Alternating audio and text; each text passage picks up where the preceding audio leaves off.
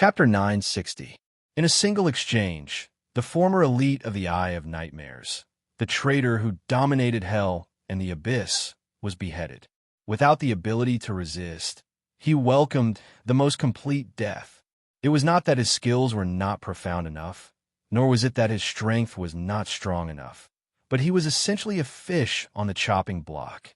He had found the wrong opponent. In Yuan's hand, the high-pitched sound of metal rubbing against each other could be heard. The iron crystal was multiplying. The originally wide and heavy stigmata relic began to grow for the second time at this moment. When Shanjun's stigmata once again followed the secret ritual and combined with Cheng Huang's power, it ushered in another explosion. The hungry tiger that had escaped from its cage was greedily gnawing on the blood and bones of the enemy, transforming them into its own mass. Not only did the original handle become slender, but even the sword blade began to grow with the extension of the iron crystal. Its original length of 3 feet and 6 inches rapidly doubled. It was like a long spear. It was no longer in the category of an ordinary heavy sword. Instead, it was more and more exaggerated, tracing back and approaching an even more ancient past, finally forming a ferocious shape. On the blood-stained sword spine, a solemn seal of Yin appeared, bringing with it the blessing of the Dongxia lineage. Shangfang, the majestic symbol that once guarded the true dragon and destroyed the rebels. A miracle born from the brewing of the Dongxia dragon vein. In order to maintain the purity of the dragon vein, it was specially created to deal with the traitors. It was not an exaggeration to call it the dragon blood crystal. If used on the battlefield, it would be the horse-slaying sword that subdued rebels and an army of 10,000. If used internally, it would be the purging armament that cleansed evil and wiped out treachery. Not only was it effective in the Dongxia area, it was even enough to cover the entire territory. All those who had betrayed humanity and turned to the abyss would welcome a complete reckoning in front of it. Unless there was a relic of the same level to contend against it, all defenses would be completely destroyed by the dragon veins confirm it. Now, it's your turn. Accompanied by Yuan's words, in the flying blood, the horse-slaying sword roared and rushed in with its master, cutting through the formation of the knights in front and collapsing. Like a hot knife through butter, it moved forward. The war had just begun, recklessly rushing forward. It's really the style of the Yuans. On a rock at the foot of the mountain, the little hut in the forest looked at the scene in the distance. He shook his head and sighed. You always talk about your brother, but in the end, you're even braver than him. How can you have a nerve to talk about him like that? Seeing that others were already shining on the stage, he was not in a hurry to participate. They couldn't wait to be in charge of clapping and cheering for their junior sister's brave performance. If he could touch it, he would touch it thoroughly. Unfortunately, the situation didn't allow it. As if sensing the gaze from the top of the mountain, a certain someone who had originally planned to observe from the sidelines sighed. It's done. It's almost done. His hands paused for a moment. The withered branches and vines that were casually dug out from under the snow eventually formed a human silhouette that was half the height of a man. He looked like a scarecrow. Then, holding the sword saint's sword, he casually cut the wooden block in his hand and scattered it on the snow on the ground. A vivid scene of the accident appeared on the simple sand table. Just like that, it was as if he had succeeded. He yawned and stabbed the sword into the ground. Then, he reached out in the direction of the battlefield. He casually grabbed in the wind, and a wisp of dark color wrapped around his 5 fingers. It spasmed like a worm. In the end, it quickly crawled into the face of the scarecrow, causing the originally casually drawn facial features to become faintly lively. Just like that, they smiled and looked at each other. The little hut in the forest suddenly asked, "Name?" "My name is Stasilis." In the carriage, next to the main shaman, a person suddenly spoke. When the others looked at the person who suddenly introduced himself in confusion, they found that he was also at a loss. He didn't understand why the others were looking at him. It was as if he didn't realize that he had just spoken. Then his head split open. From the top to the neck, it was evenly cut into 2 by an invisible sharp blade. Blood spurted out. Under the malice of the victorious Yin curse, Everything from the soul to the body was shattered. Only an illusory whisper echoed in everyone's ears. He asked curiously, "Name?" "Alan Menard." Bang! The second head flew from the neck out of thin air. Then, it was ravaged by an invisible force in midair. It turned into a fist-sized piece of flesh and shattered on the ground. Soon, a third voice sounded. "What's your name?" "Marco Rapp." Then, the person whose name was dug out from the soul was cut in half from the middle of his waist. Invisible malice kept falling from the sky. With the support of the Grand Swordsman's sword, the small wound caused by the victorious Yin curse expanded into a terrifying killing that even armor couldn't resist. The classical music classroom's unique traditional art began again. One, and one after another, until the book in Yeji's hand unhappily closed.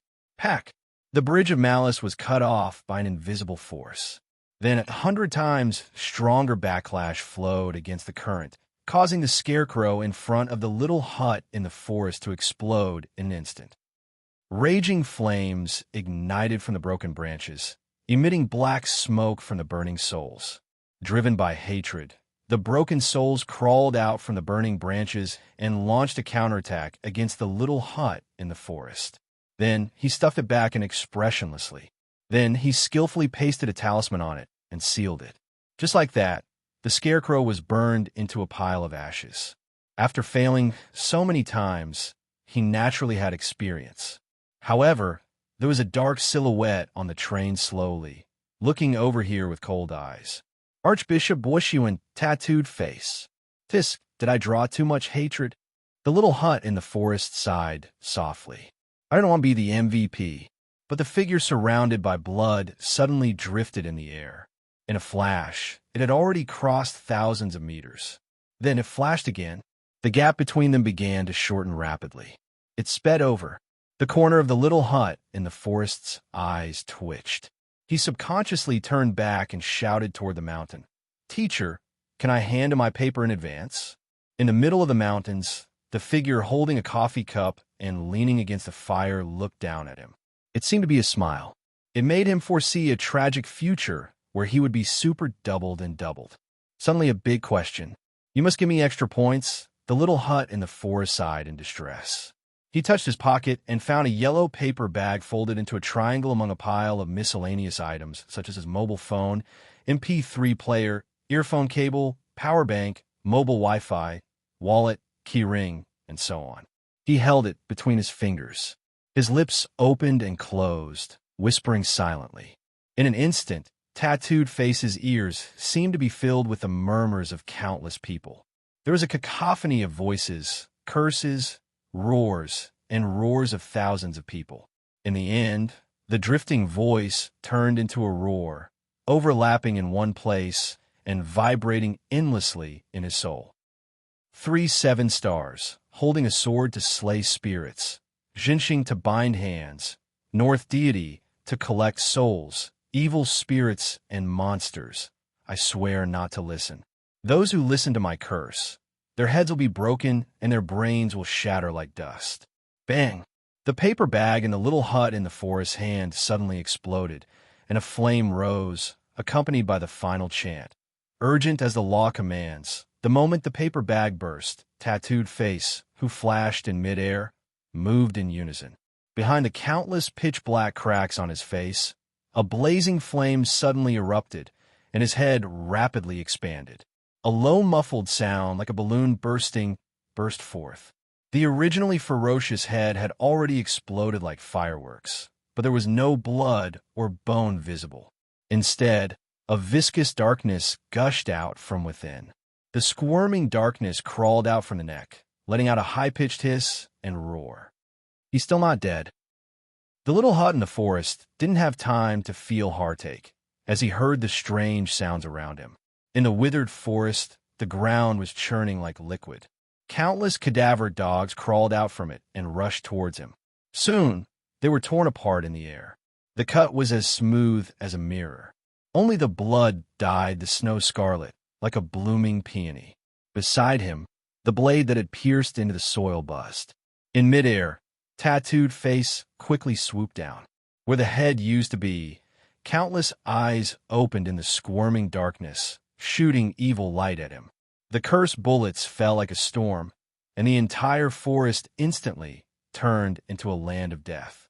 The withered trees cracked, and countless worms crawled out from within. The snow on the ground seeped with countless pitch-black colors, and the thorns and vines appeared to have the texture of flesh and blood. In the midst of the evil curse, the little hut in the forest blinked undamaged. It was completely fine. Behind him, the phantom of the promoted minister stretched its snake body contentedly, as if Huaishur had entered hell, feeling a burst of spontaneity and comfort. But after witnessing the opponent's power of transforming this area into hell by merely imitating a few evil eyes, he could feel the huge gap between them. This was the accumulation of evil thoughts and curses. No matter how skilled a spellmaster was, when fighting with Bushuan's priests, it was inevitable that his hands and feet would be tied, let alone an officiant who could be regarded as a spawn of hell. He was completely restrained. How the hell was he going to fight? And Tattooed Face had already raised his palm towards the little hut in the forest not far away. His 5 fingers quickly cracked, distorted, and turned into tentacles burning with black flames, covering the sky and covering the earth, shrouding over. One could clearly see the squirming suction cups and ferocious mouth parts at the tip of the tentacles. The little hut in the forest felt his scalp go numb. After a moment of consideration between a French military salute and a strategic shift, he came up with the safest solution and pulled out the long sword stuck in the ground beside him. He slashed forward, but that awkward posture, even the darkness in Tattooed Face's abdomen couldn't help but sneer. This is the student of the King of Dambois? Is this the posture of a fire-burning stick? You seem to be making me laugh. But then, he couldn't laugh anymore, because a pale white iron light appeared in the air, crisscrossing, flashing, and disappearing. Countless burning tentacles were broken at the waist, and intense pain spread. And in the midst of the dissipating black flames and flying snow, the little hut in the forest raised its face. Her originally lively and bright eyes were rapidly becoming turbid and dim. It was covered with white mist. In an instant, the lazy young man turned into a dying old man, but there was an incomparable sharpness shooting out from the eyes, looking disdainfully at everything in the world. Chapter 9:61. In Sword Saint Shanchuan's life, he had many swords. When he was a nameless teenager, he used the nameless ancient sword that he inherited from his father. When he was 24 years old, it was broken by a strong enemy and could not be repaired. Therefore, it was sealed and not used, and was placed in the dojo. Later, after he inherited the sect, he used the famous sword that was passed down by the previous masters, Guanshiji Orthodox. After that, he had a breakthrough and used the Yuanshi Divine Mark, Knee Cutter, and Knee Cutter. When he left the palace at the age of 50, he returned the 2 weapons and changed them to the Chidori that was now passed down to Yao Xiong. After that, because of various reasons, he changed his swords several times. Every divine weapon, because of his sword saint's use, shone with new brilliance and created one legend after another. In the end, the sword that the sword saint in the dojo used became an ordinary longsword. At most, the material was a little sturdy, but it was not known for its sharpness and fierceness. Perhaps part of the reason was that returning to the original and not relying on external objects were said in the streets, but more of the reason was that it was not necessary at all. He no longer needed to hold some peerless sword and fight to the death with others. He had already reached the peak. Now, what he needed was just a teaching whip to instruct his disciples. If it was not for the fact that the dojo advocated the duel of real swords, it would not matter if it was a bamboo blade.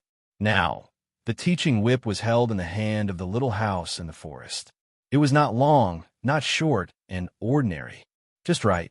However, it was precisely this perfect longsword that caused Tattoo Face to feel a chill run down his spine. It was not the sharpness of the blade, nor was it the speed or power, but it was someone who had once entrusted on the blade all that he had learned in his life. In the long 50 years after being wielded by the sword saint, soaked in supreme tear, and entrusted with the longing and yearning of countless disciples. This sword had become the embodiment of the dojo. The heart of the sword was formed naturally. Simply put, the account was taken over. Power leveling online. At this moment, under the observation of countless evil eyes, the little house in the forest became incomparably strange. The left half of the body was still the same as before, but the right half of the body that was holding the sword began to rapidly evaporate, losing its own outline and rising like a flame. That half of the face also became hollow and blurry. Countless faces kept appearing as if it was possessed by evil spirits. Young man, old man, child, old woman, dark flow, Nitin Ryu, sunset flow, bright god dream flow, natural mind flow, North Star one blade flow, great stone divine shadow flow. All kinds of sword techniques flowed freely. Even their auras changed unpredictably. It's just a mere materialization. It's not worth a single strike. A pair of turbid eyes looked down at the opponent in front of him in disdain. His voice became hoarse and old. Are you not coming over? Then I'll reluctantly go over to you. Just like that, he casually took a step forward. However, that indomitable and terrifying aura seemed to have brought death right before his eyes. Boom! The darkness boiled as if it was reacting to stress. Countless hideous limbs spread out from the broken body. The tattooed face's body changed rapidly, and in the end, his entire body faded away in the surging darkness. All that was left was a ball of darkness that was as viscous as ink surging, outlining the outline of a human figure. After the evil eyes opened, they shot out evil light. However, there was no trace of the hut in the forest. Out of all the skills that Huaishur had taught him, this was the U-step that he was most proficient at and also the most proficient at.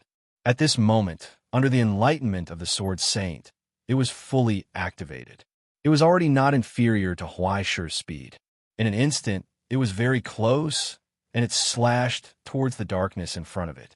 Even if it was an ethereal origin substance, it still cut in half.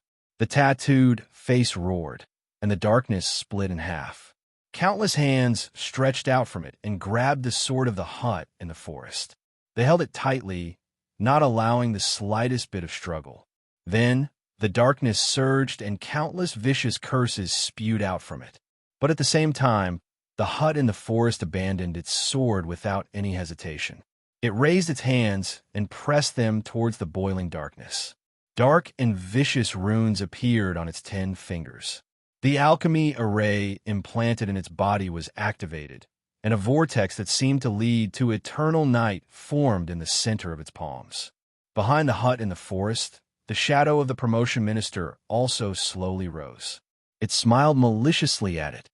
Finally, I caught you, and the next moment, the creepy chewing sound came from the hands of the hut in the forest, and countless strange sounds like the gnawing of evil beasts rose one after another. The promotion minister's slender snake body was like a giant python, tightly entangled with the tattooed face, and swallowed the essence from hell. Painful screams sounded. There was also an angry hiss. It sounded like a roar. Look at what you're saying. The hut in the forest smiled innocently. Cannibalism is a characteristic of the Lin family. It must be tasted. Don't tell me that people of the Lin family rely on others to fight. No way, no way, no way, no way, right? Accompanied by his words, countless sharp iron lights appeared from the vortex, like the teeth of a shark.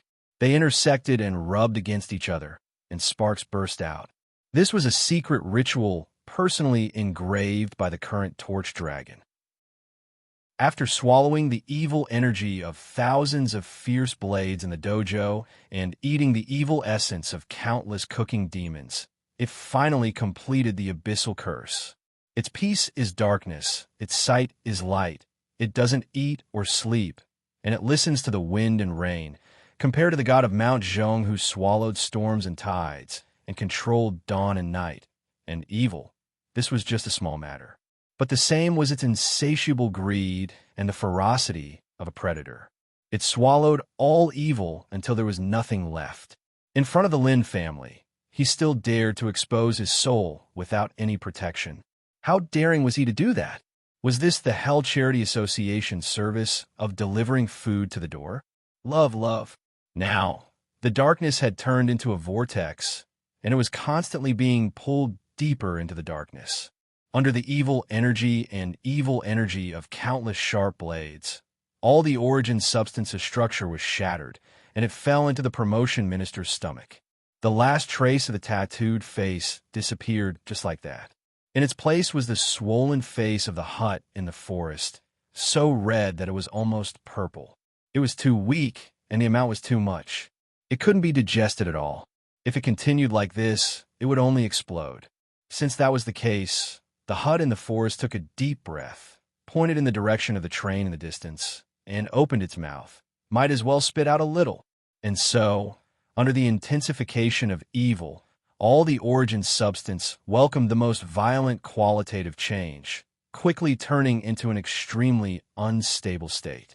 It put in a little bit of resentment, a little bit of jealousy, and then a little bit of its carefully extracted arrogance, an unlimited supply of fear, as well as a sea of anger. Finally, it poured in most of the origin substance and power of the tattooed face. Like this, a pot of instant curse soup was ready. Following the ignition of the cursed flames, it exploded with a bang. A thick black and purple stream of light shot out from the promotion minister's mouth, flying into the distance. In an instant, it pierced through the dancing snow, flew past the flying blood and frost, crossed the battlefield, tore through the carriage, passed through the corpses and slaughter, and exquisitely brushed past Yuan's hair, flying even further ahead. All the armored knights in front of it were instantly scattered into flying ash. After flying in a straight line for more than 10 kilometers, it left behind layers of cracks. Finally, it flew towards Liu Baiyan's face by the window. Yin and Yang, 3 combinations, which is Yin and which is Yang. As he softly chanted, the dignified crown flickered and disappeared. An invisible wall appeared in front of the cursed light, isolating the origin substance curse from the outside world. But then, the mountain lord roared. Amidst the thunderous roar, the young girl trampled on the broken armor, smashing through the cabin in front of her. She turned around in midair and threw the weapon in her hand in Liu Baiyan's direction. Lightning flashed. Amidst the leaping lightning, Shang Fang's horse-slaying sword hummed, directly piercing through all obstructions, flying towards Liu Baiyan's face. Then it suddenly stopped in midair. The lightning of the army dissipated without a trace. Between Liu Baiyan's 2 raised fingers, the flying sword froze in midair. After being entrusted with the Qianyu seal and all the power in his body, the transformed Mountain Lord's sword actually couldn't advance an inch. Young people these days, Liu Baiyan understood and shook his head disinterestedly. They're biting off more than they can chew. I'm sorry, Teacher Liu. I don't know the rules. I'm just randomly attacking. In the distant, desolate forest, the small hut in the forest suddenly laughed. He crouched down, his 5 fingers pressing towards a shadow in front of him, strangely breaking through space. His 5 fingers, filled with evil and poisonous curses, actually stretched out from the shadow of the sword. Then, he grabbed towards Liu Baiyan's shadow. He didn't care about martial ethics, and chose to sneak attack a 96-year-old old comrade. He firmly grabbed his throat and clenched it tightly. It caused a pitch-black handprint to appear on his neck. Traces of scriptures rapidly expanded, multiplied, and then quickly cracked. It only had enough time to grab him for an instant. But in that instant, a silhouette suddenly enlarged in the window covered in layers of frost. Through the refraction of the frost mirror, the Maiden of Frost broke out of the mirror. In her hand, a sparkling and translucent dagger appeared. The blade, which seemed to be carved out of crystal and frost, overflowed with the light of countless desires. It targeted souls, enough to corrupt all origin substances and cause all consciousnesses to fall into madness and split apart, condensing into a single line. She grasped this crucial opportunity. 6 attacks stabbed down at the same time. Supreme Tear, Dark Moon. Overestimating yourself. In that instant, Liu Baiyan sighed softly, and a pitch-black shadow appeared behind him. It was difficult to see the change in that instant. Only the sound of countless cracks could be heard overlapping in one place. Anna's dagger fell apart, and the sword of victory dissipated with a wail, returning to the case. The small hut in the forest hurriedly pulled his hand out of the shadow. It had already been burned to a crisp, and the skin was cracked, and pitch-black blood flowed out. Lu Baiyin, however, was unharmed. "If I kill you like this, will your teacher be sad?" He grabbed Anna's neck and lifted her into the air, his fingers slowly tightening. But soon, he seemed to hear a sneer from the distant mountains. Then, in his hand, the struggling young girl turned into ice crystals, shattering inch by inch and scattering. In the carriage even further away, she once again appeared behind Yuan Yuan in a flash, and together with Yuan Yuan, they turned into dancing snow and flew into the distance. But before she left, she turned around and smiled at him proudly. She was like a white wolf running away with a lamb in its mouth. Behind Lu Baiyin, an illusory conduit silently broke. The replenishment of origin, substance, essence, and divinity from the land of dreams was quietly cut off. Chapter 962. Someone saw through it. Yiji shook her head regretfully. She pulled out the bookmark that broke at the same time and threw it away. "How's the recovery? Do you need me to get another one?" "No need." Lu Baiyin rubbed his wrist and answered coldly, "About 90%. That's enough." After being imprisoned for a long time, this was the first time he felt so full. His divinity was bursting, and his divine mark was operating freely. At the same time, he also felt a resonance that was almost within reach. The other great Ming, the one who replaced everything and took away all of his future. How dazzling! He whispered, so dazzling that it's detestable. Why was someone still able to shine after he fell into hell? "Let's begin, Yiji," he said. "Isn't the stage you want right in front of you? One more step, and there's no turning back." Yiji asked, "Have you thought it through?" 70 years ago, I didn't make a choice. 70 years later, I have to live with clarity. I've long stopped thinking about turning back." Lu Baiyin was silent for a moment, then suddenly sneered. "What's the use of a spotless inkstone, no matter how white it is? It's just a decoration." "Then let's begin." Yates smiled. The journey to Byzantium. At that moment, the pages in his hand slowly opened, and the poems written by the peerless poet flowed out like water. The man's figure gradually became illusory, turning into countless flowing runes that quickly spread out. Yiji, the image spirit from the fallen heaven, revealed her true appearance here. The poem from hell, distorting the world in front of him. This is not the kingdom of the old. Young people embracing each other. A hoarse voice came from the void. In the dying generation, birds sing in the trees. Fish, beasts, or birds praise in the summer everything that is born and dies. Here summons the arrival of hell. In the blink of an eye, the cold wind on the snowy plain became more violent. A terrifying roar rose from the crust in the distance. The projection from hell surged behind the clouds, outlining the silhouettes of countless behemoths. And at the end of the mountains, the track traces began to warp. Following Yiji's disappearance, a huge door slowly appeared. The curtains slowly opened on the hellish stage, and the gate to the other side of the paradise opened. In the snowfield that was littered with corpses, the derailed train roared like a beast.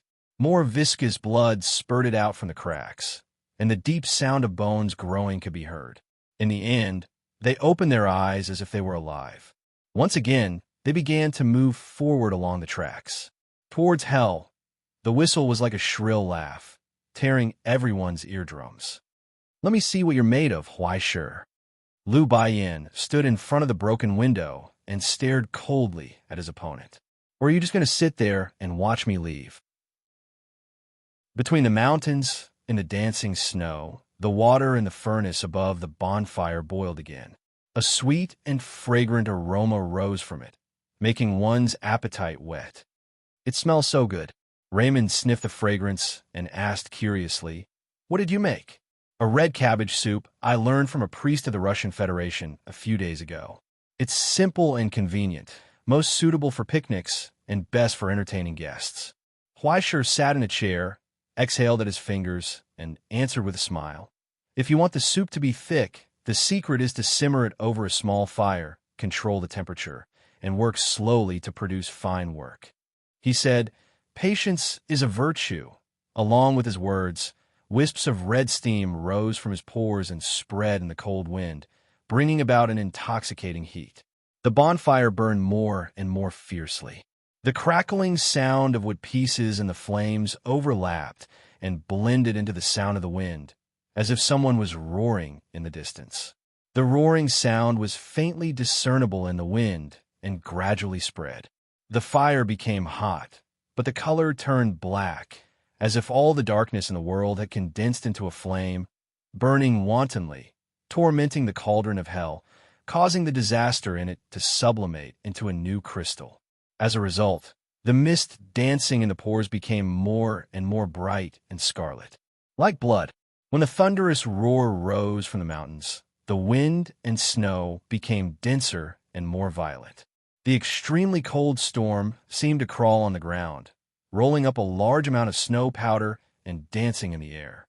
In the end, it carried the sweet fragrance spreading around the bonfire and whizzed down to the world below.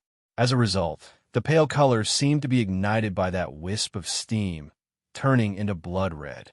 Between the sky covered by gray clouds and the ground covered by frost, that wisp of blood quickly spread and multiplied, like oil paint falling into a water tank, dyeing the colorless wind with its own color.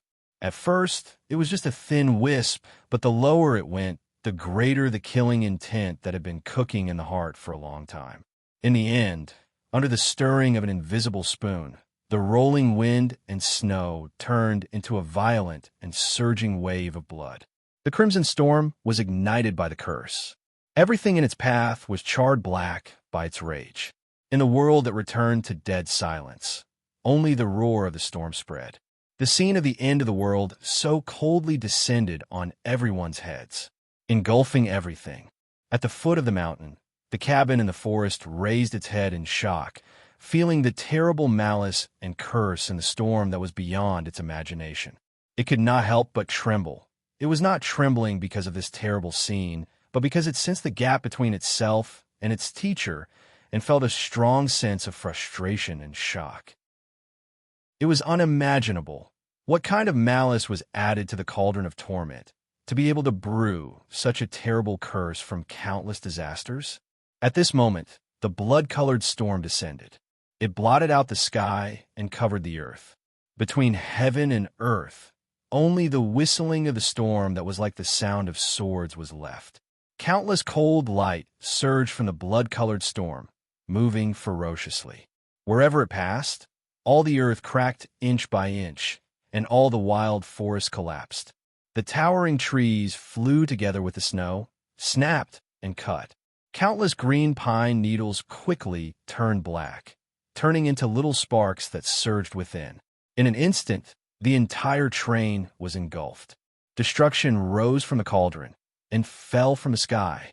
Countless high-pitched and ear-piercing sounds burst out from the storm. Not only were the tracks falling apart under the ravages of the storm, but cracks also appeared on the ferocious train, and blood spurted out. The cold light pierced through the air, tearing the cabin door, and flew past the corner of Liu Baiyan's eyes, leaving a bloody red mark on his cheek. The curse surged, seeping into the wound, deep into the bone marrow, and quickly dissipated without a trace. The cracked wound wriggled, and a butterfly crawled out. It slowly spread its wings, transforming from the cocoon. On the pitch-black wings, the black eyes were dyed with scarlet red. The train shook violently, and countless fragments fell from it, quickly shattering in midair, turning into stone cocoons one after another. Countless butterflies flew out from the cocoons, spreading their wings. Against the blood-colored storm, they rushed into the sky. Like fish in water, they soared in the curse, rapidly transforming themselves and the environment, turning the curse that could destroy everything into a nourishment pool for their own growth. Under Great Ming's will, hell seemed to have turned into a paradise. Countless black butterflies were like ink, flowing slowly in the sky, the earth and the sky. Wherever they passed, traces were left behind, turning the entire world black and white. It was like a painting of hell drawn by splashing ink. That was the large group of black butterflies that he had cultivated, transformed from the solidified essence of hell. At this moment, heaven and earth turned into a white paper, and the train outlined by the wild and thick ink moved with a loud rumble. It passed through the violent blood-colored storm and sped towards hell. At that moment, a loud sound burst out from the sky. The train suddenly shook. A section of the carriage was cut in half from the middle. Then, a second loud sound burst out, whistling from the side, tearing apart the surging sea of butterflies, and violently lifting the roof of the carriage. All that was left was a streak of sharp iron light that swept across the sky. A paper cutter, violently cut, opened a freehand, painting in front of it. Everything was falling apart rapidly, in the roar that sounded like cannon fire. A pair of iron wings spread out from the blood-colored storm, and countless crows circled in the sky. Those hungry predators looked down coldly at everything below their feet. When Huaishir raised his finger, an angry red light gathered from one of the crows. After attaching the origin form equipment to it, the iron crow whistled and dove towards the ground. Like a cannonball, it rubbed against the air and burned until it was red. It carried the solidified anger and fell from the sky. The dancing ink was defeated, and layers of ripples were formed. Then, the burning iron crow exploded, and countless fragments spread out, shattering the entire carriage again. Soon, in the cage of dreams, a strand of origin form was reborn, and the excited iron crows rose from the pool. After shaking off the water droplets on their bodies, they squeezed in front of the television and began to watch the broadcast provided by their companions. Some even went to the entrance of the cage and began to line up again. This roller coaster ride was exciting. When Huaishir raised her hand again, hundreds of flames rose from the flock of crows. It was no longer a small skirmish like before. Anger, sadness, compassion, virtue, pain, resentment fully loaded. The black and white world was torn apart by the surging light. The sky also changed colors according to Huaishir's will, harmonizing with each other. When the chaotic colors surged, everything was shrouded in the shadow of despair. At this moment, in the mountains, when Huaishir's raised finger slid down, thunder that penetrated the sky and earth burst out from this world of death covered in ice and snow. Mastery Symphony. Since Helios returned, this was the first time Huaishir tried to go all out in a battle. The origin form that had undergone a qualitative change had already shrouded the entire snowfield with the light. When the long resonance finally ended, what descended from the sky was the fury of the entire ice and snow wilderness. The sound of nature descended. Chapter 963. It was as if someone had suddenly pressed the mute button in the middle of the movie. Everything lost its sound. One could only see streaks of intense light continuously descending from the sky. They were silent, and even the loud sound was compressed into an inch of destruction. Then what was set off were thousands of violent waves that swept in all directions. Waves of air surged, and countless white snow swayed painfully in the wind, forming a new storm. It blew in all directions, violently uprooting everything on the ground and throwing it away. The world was like a resonating box, trembling under the invisible bow. What followed was a full and impassioned echo of hell. After layers of protection, the cabin in the forest at the foot of the mountain subconsciously wanted to press Anna behind him, but Yuan and Anna held hands and pressed him to the ground. They could only feel the terrible residual power from afar through the painful convulsions of the earth. Through the constantly cracking bunker, they could see a corner of the brutal destruction. In the melting ice and snow, the cabin in the forest sucked in a mouthful of cold water and coughed violently. What the F***CK is going on? Teacher, did someone hack your account too? Could it be that someone took a risk and got the password for the space-based orbital weapon of the Astronomical Society? This is going to be a prison in the trench. Even though he knew that the possibility of this was extremely small, when he thought of his teacher's vast and strange connections, he actually felt that it seemed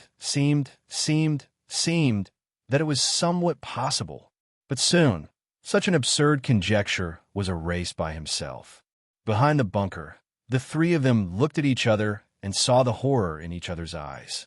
At this moment, what Yuan felt was the majestic rhythm of heaven and earth. What the cabin in the forest experienced was the cruel cooking of heaven and earth that wanted to put the whole world in a cauldron. What Anna smelled was the malice born from the constant changes, intensification, and qualitative changes. When everything was integrated into one, such a terrifying scene was born. And at that moment, what Woodman in the reflection understood was a chill from the bottom of his heart. Such a brutal method of controlling heaven and earth and keeping everything under the same axis. If he had not already received the news of death, he would almost suspect that Fangzhou had been reborn. But now, the destruction that was no different from Fangzhou had come again. Is this another trick of the Calamity musicians? Liu Baiyan's eyes were bloodshot. It was as if it had been ignited by the fire in the sky. The projection of a National Slayer crown appeared in an instant.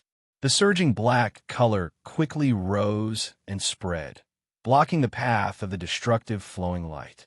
There was a constant stream of dancing, inky colors bursting out. The sea of darkness boiled rapidly under the piercing of the light. Following Liu Baiyan's command, it once again rose up and swelled like an injured wild beast. It roared in anger as it devoured everything in its path. Then, the invisible brush dipped in ink rapidly drew countless outlines in the sky. It was as if thousands of mountains and rivers had emerged from the ink, forming layers of barriers. The Doomsday painter of the Muse Club. At this moment, the scenes of hell that had been engraved in his soul in the past reappeared once again. The eternal beauty in the painting collided with the fleeting destruction, setting off a new round of intense changes. When the dancing ink finally dissipated, the originally innumerable butterflies had become extremely sparse. And on the tracks that had long since ceased to exist, there was no longer any trace of the train. In the burning ruins, Liu Baiyan lowered his head expressionlessly, peeking at his burnt cuffs and the scratches on his arms. Other than that, he was intact. On his head, the projection of the ancient crown appeared again. Then, the sparse butterflies swelled again, and endless inky colors spread out in all directions. The National Slayer crown. In the office of the vice principal of the Ivory Tower, Russell's projection watched the scene from the scene and sighed softly. As expected of the authority of the Road of Heaven's Inquisition. The enhancement of the Road of Heaven's Inquisition is too exaggerated. As the symbol of the Road of Heaven's Inquisition and a miracle engraving specially designed and created for the future Dongjun, the National Slayer crown did not adhere to the situation of the crown. Instead, it existed in the form of a book that recorded events. Its function was not complicated. No, it could even be said to be simple and crude. In addition to the protection of the user, the enhancement of divinity, and the sustenance of the correction value of the Road of Heaven's Inquisition, there was only one function. By consuming the correction value, the large group of stigmata bestowed by the sublimator would all be raised by one level. In other words, as long as one wore the National Slayer crown, one would be able to obtain a large group of stigmata that exceeded one's limit in advance. If Huaishur, as the Great Si Ming, could only distribute the stigmata of 3 young Si Ming, and at the same time, each of the 3 young Si Ming stigmata would be distributed to 3 mountain ghosts, then Liu Baiyan would be able to receive the treatment of the Dongjun in advance, and distribute the stigmata of 3 great Si Ming. Then, from these 3 great Si Ming stigmata down, not only would he have more than twice as many people as Huaishur, but he would also have 2 of the same level of combat power. Even if the large group of stigmata was generally weaker than the sublimator, Huaishur was not facing 1/4 stage, but 3/4 stage. This was the most terrifying part of the National Slayer crown.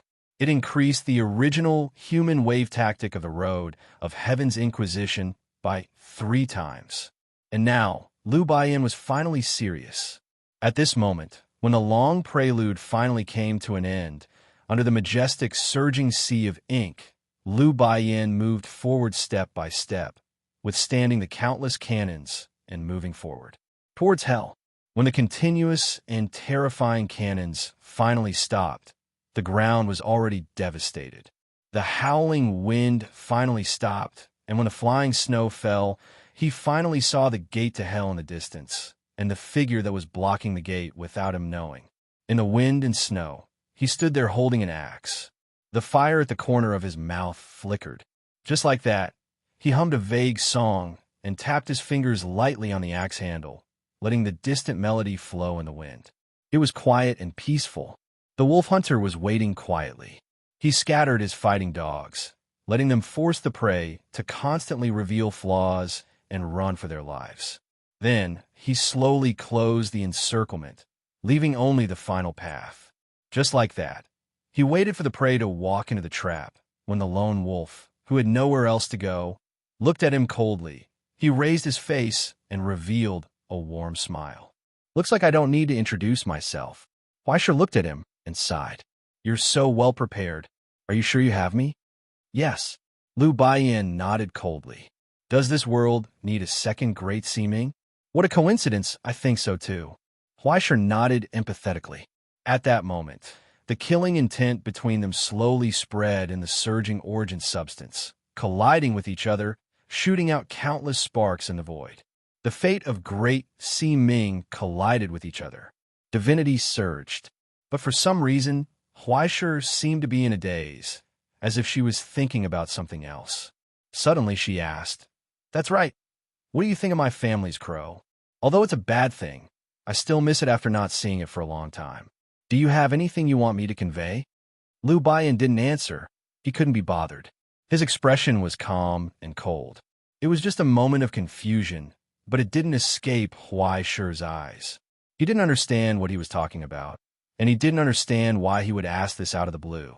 He also didn't understand why his smile suddenly became so mocking. It was as if there was some rare treasure that he didn't know about. At that moment, the wind and snow were torn apart by the blazing flames. That pair of burning eyes was already very close to him. Yubu rushed forward and slashed his axe towards the level 4 sublimator in front of him, who was in his peak state. Great Sea Ming sighed regretfully. "Then, aren't you going to lose for sure?" Boom!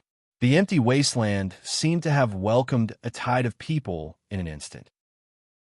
The two of them didn't move at all, but countless phantoms appeared in the wind and snow, disappearing in a fleeting manner. Accompanied by countless metallic lights, it was so ferocious that it sent chills down one's spine. It was as if countless swords and blades grew out from the snow after the spring rain. It was difficult to distinguish the flashing figures. One could only see the dark torrent sweeping out from behind the two of them. All the phantoms of the two Great Sea Ming were released in an instant. As shadow burial flashed and appeared, they began to fight without retreating in this short distance. Only bits of ink and broken metal pieces fell from the sky. Soon, the phantoms released by Huaisha were covered by the torrent that was more than 10 times stronger. Shadow incarnation? Liu Baiyan shook his head and raised his palm. Huaisha, 70 years ago, I was tired of this trick. There's still a lot for you to learn. Accompanied by his words, 2 phantoms that were identical to Liu Baiyan appeared on both sides of him from the surging ink. The buff of the National Slayer crown reappeared, and the origin substance of the 3-level, 4 Great Sea Ming spread out violently. Then, a low voice overlapped and spread out. Heaven-style horizontal, Yang's separation death. That was the power inherited from the path of Heaven's Inquisition. Huaisha had not crossed the 4th level, so he could not use it at all, nor could he come into contact with it. Combined with the memories of the National Slayer crown that belonged to this path. Divine Mark, Heaven's Inquisition. Originating from the ancient records of Eastern Xia's history, it contained the doubts and hopes of countless people. After combining the miracles of the world and the reflections of the gods, It formed countless applications that were almost all-encompassing. The secret ritual was activated, heaven-style vertical and horizontal. If the yang qi dissipated, death would befall. All things had their own rules, and once the origin substance that represented life dissipated, what awaited them was only the end. At this moment, waves of darkness gushed out from the ruins of In projection behind Lu Baiyin. Wherever it passed, all of Huaishi's phantoms were wiped out, and the origin substance within was completely devoured, returning to Lu Baiyin's ruins of End. It had become his power. With the support of a national slayer crown, Great Si Ming, who had grown to the limit, easily crushed Huaishi's power. Then, he began his cruel plundering. But then, his expression changed abruptly. He couldn't help but widen his eyes. On both sides of him, the two Great Si Ming's phantoms shook violently, and several gaping wounds appeared on their bodies. The light of steel surged out from within. It was like a seed of steel had sprouted from the flesh, tearing apart the phantoms.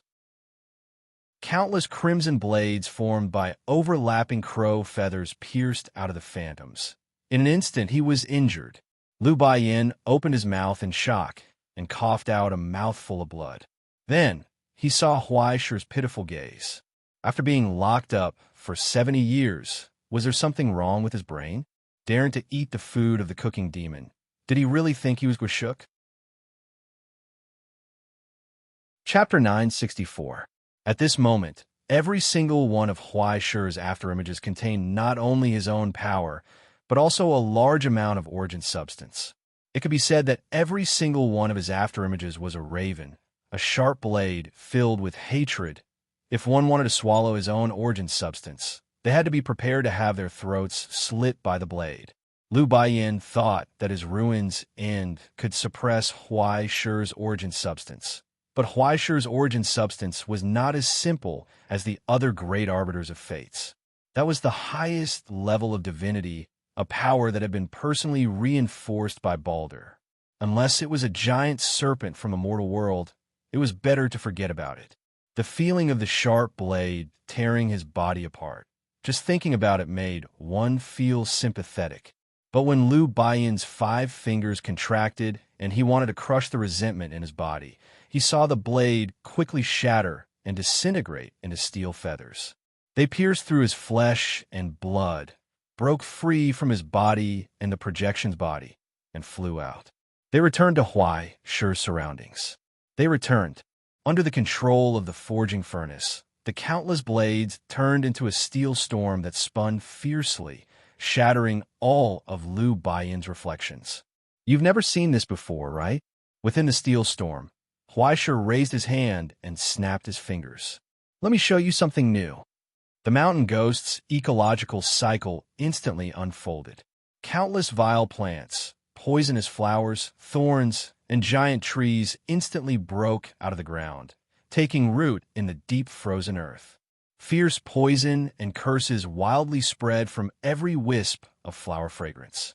The barren and shattered earth once again became a paradise on earth.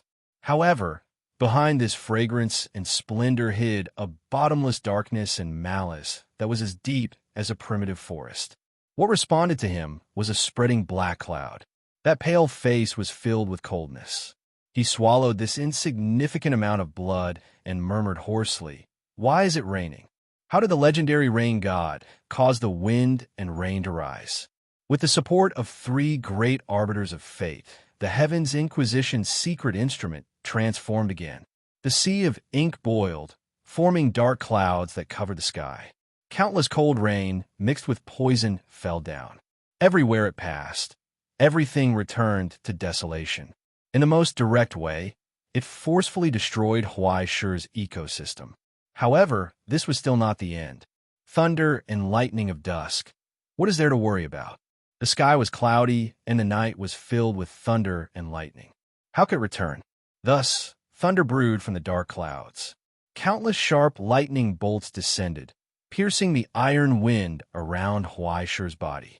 At the same time, the world of darkness, the world of darkness, the world's interior and exterior was sealed, forming a narrow hell. Then, the crown of national death's end. The third stage arbiter of life raised her palms again and clasped her hands together. Spirit of the great Jew. How large was the God of the divine, of the God of fate, of the world, of the world, of the world, of the world, of the abyss of fate, the void with the abysses, end of the worlds. Was to be of the heavens God of the gods of the winds, of the God of the was. That was to heaveness the of the bulls, this to answer. Its blazing flames burst forth once more. The cold and gloomy wind and rain were defeated, and the branches of the remaining evil were also torn apart by the mighty galloping of the fiery wind. A perfectly straight path was torn open, and it sped towards the giant snake with its mouth wide open. Origin, form, incarnation, wrath. Under the superposition of supreme, the activated origin form armor tore apart the god of fate's projection. Soon, it was covered by the endless black butterflies once more. However, when Huaishur raised his hand again, a flock of resentful crows spread their wings from the nightmare, transforming into a torrent of iron light that crossed the endless darkness. A nimble white deer broke through the darkness, breaking out of the sea. The sharp light of the spear of compassion appeared. Pierced down, mastery, symphony, when the rhythm of the entire snowfield thundered and converged into one. The spear crossed the long distance at an unimaginable speed. It was already within reach. How can the turtle of the mountain be settled? The great arbiter of fate roared in unison. Divine mark, heaven's inquisition changed again. How could the giant turtle that carried the heavens and earth and the sacred mountain remain stable? Thus, the illusion of thousands of green mountains appeared from the sea of ink.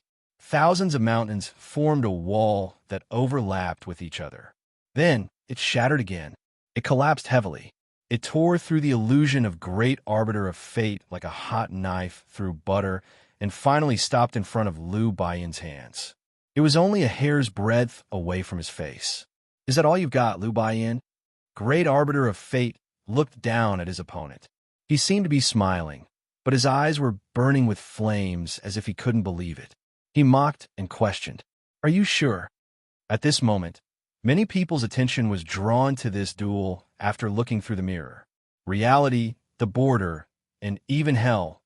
In just a short moment, the battle between the two generations of great arbiter of fate was too much for the spectators to take in.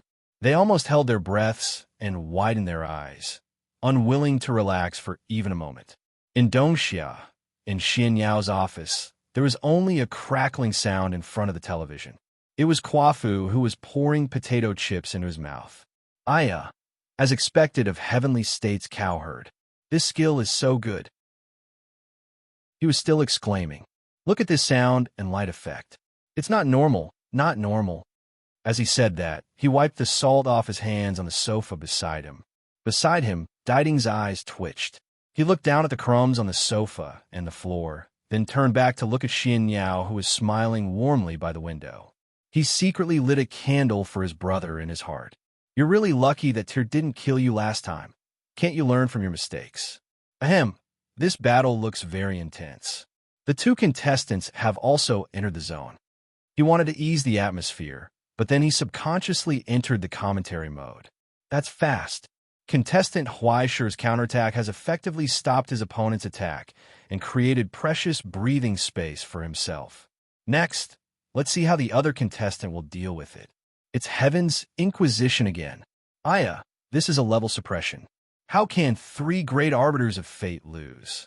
Not long after, he sensed the resentful gazes around him. "You better shut up." And when the Harkin sensed the smiling gaze behind it, the Harkin wisely turned off its microphone.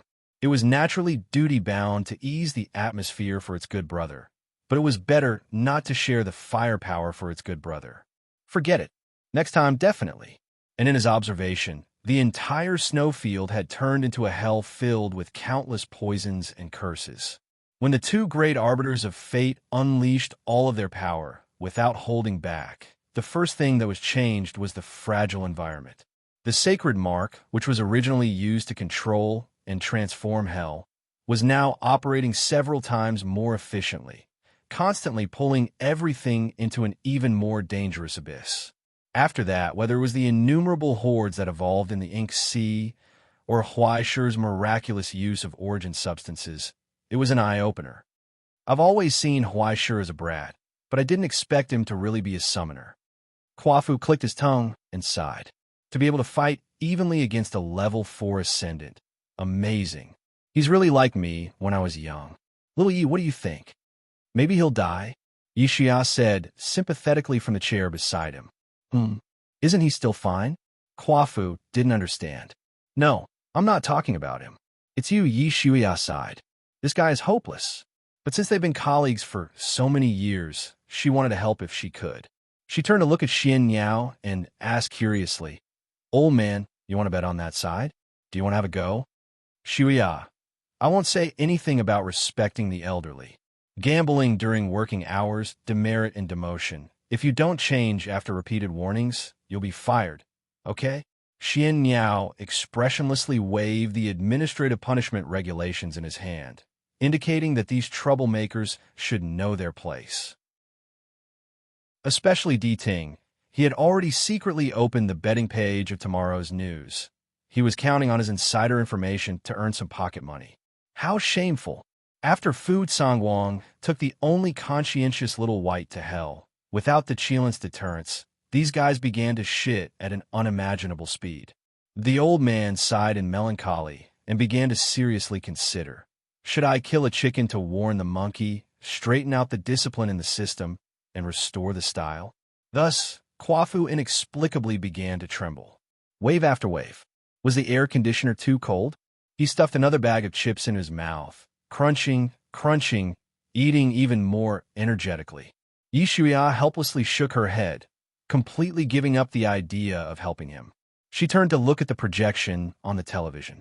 No wonder Xian Yao was too lazy to come to a conclusion. There was really no need to come to a conclusion. Huaishi, as a third-stage ascendant, was able to fight back and forth with a fourth-stage Great Sea Ming, which was already enough to stun people. It was just like the difference in level, and the suppression of a higher-level stigmata on a lower level did not exist. With such a deep foundation, there were only a few in the whole realm. But Liu Baiyan's experience was too rich. From the beginning until now, other than being limited by his own experience and accidentally underestimating Huaishi's afterimages, he did not give Huaishi any chance to take advantage of. 50-50, she whispered softly. There were too many variables, and the fate involved between the two was too great. Behind them was a competition between celestial genealogy and Golden Dawn. This was a battle that was enough to determine the future. If she wanted to pry into it forcefully, she would only hurt herself. Only those who observed fate knew how to be cautious and careful. They would never overexplore things that did not matter to them. Xian Niao shook his head and reminded her of something she had neglected. The problem is that Huaishi, that kid, will only have a 50-50 chance of winning against most opponents. Liu Baiyan is already old. Although it was strange for an old man of about the same age to say this, Yi Shuya still instantly understood what he meant. Years have passed. Xian Niao sighed. Even if he was stronger than Huaishi back then, how much of his edge can he still retain after so many years of imprisonment? After betraying the Republic, I'm afraid that only forgotten hatred is left to support him. He paused for a moment, having already foreseen what would happen next. If he wants to win, I'm afraid there's still some changes brewing, right? At that moment, Russell issued a new order. How's the preheating of the dragon's summoning flute? He said, get ready to fire. On the other side of the realm, after returning from the restaurant counter, Russell glanced at the phone screen and instructed Isaac, it's rare that so many curse-like crystals have been deposited recently. Let's empty 2 bases first. Isaac's expression froze. Aren't we waiting for Huaishi to solve it? Why did you suddenly flip the table in the middle of a one-on-one battle? Of course, it's best that we can do this, but we have to be prepared for the worst, right? Russell said without shame. Those guys from Golden Dawn are not opponents who follow the rules. In order to fight against celestial genealogy, they will definitely do anything. We call this predictive defense. Predictive defense is F asterisk king good. Isaac felt that his concept of law had been impacted by his superior's words. But since the headmaster had given the order, Isaac had no objections. He was already quite dissatisfied with the plan to let Huaishur carry out the crusade. It was too risky to bet their precious future on such a gamble. What was the point of talking about righteousness when dealing with this group of evil? If it were not for the fact that Russell was not in the headquarters, he would have taken the field himself. In order to make up for the impact of Liu Baiyan's betrayal, the Ivory Tower spent a lot of money to get the right to dispose of this incident from the Directorate of Defense. After all, it was a bad accident that could threaten the safety of the realm. To be able to get it so smoothly proved that Russell's connections were ridiculously strong. In the present realm, only the P5 and the 5 major lineages had the ability to freely exercise sovereignty within their jurisdictions, territories, and lineages. In other words, this was also a task that the Ivory Tower had to complete. They gambled all their reputation and the possibility of a comeback.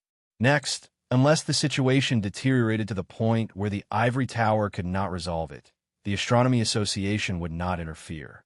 Similarly, once the Astronomy Association intervened, no matter what the result was, the rise of celestial genealogy would be completely ruined. And now, under the observation of the major lineages, Huaishur had proven that his strength was not inferior to Liu Baiyan's. It could be said that it was a perfect start. Therefore, although there was a slight disharmony, it was also a good thing to be able to end it quickly. But the moment he issued the order to reload, a hoarse voice suddenly appeared in the dragon's summoning flute's observation. It was Yeji's chant, and it sounded from the deepest part of hell. Chapter 965. Aren't people and trees the same? A low voice echoed between heaven and earth. The more a person seeks to rise to the top in the light, the more his roots struggle to go down, to the ground, to the darkness, to the depths, to sin. In that instant, sin had descended. Sayings of Thulith? Isaac almost crushed the screen in his hand. He was so angry that he lost his voice. That was also a precious treasure stolen by the golden dawn from heaven. No, it should be said that it was one of the foundations of the land of dreams. As a copy of the reality, it was the pillar that could move freely in hell and the tool that repeatedly penetrated the reality. It was the prototype and design plan created by the earliest pioneer society when they established the 3 major seals. It corresponded to the great mystic instrument, Zarathustra. In other words, its existence itself was equivalent to a miniature reality. At this moment, when Yezi used the power of sayings of Thulith to pry open the 3 major seals, the high wall of the reality would also temporarily disintegrate.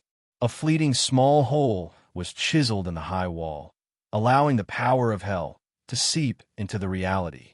But what made Isaac even more vigilant was that this mystic instrument was not only to temporarily open the reality, but also pointed to a certain existence in the deepest part of hell.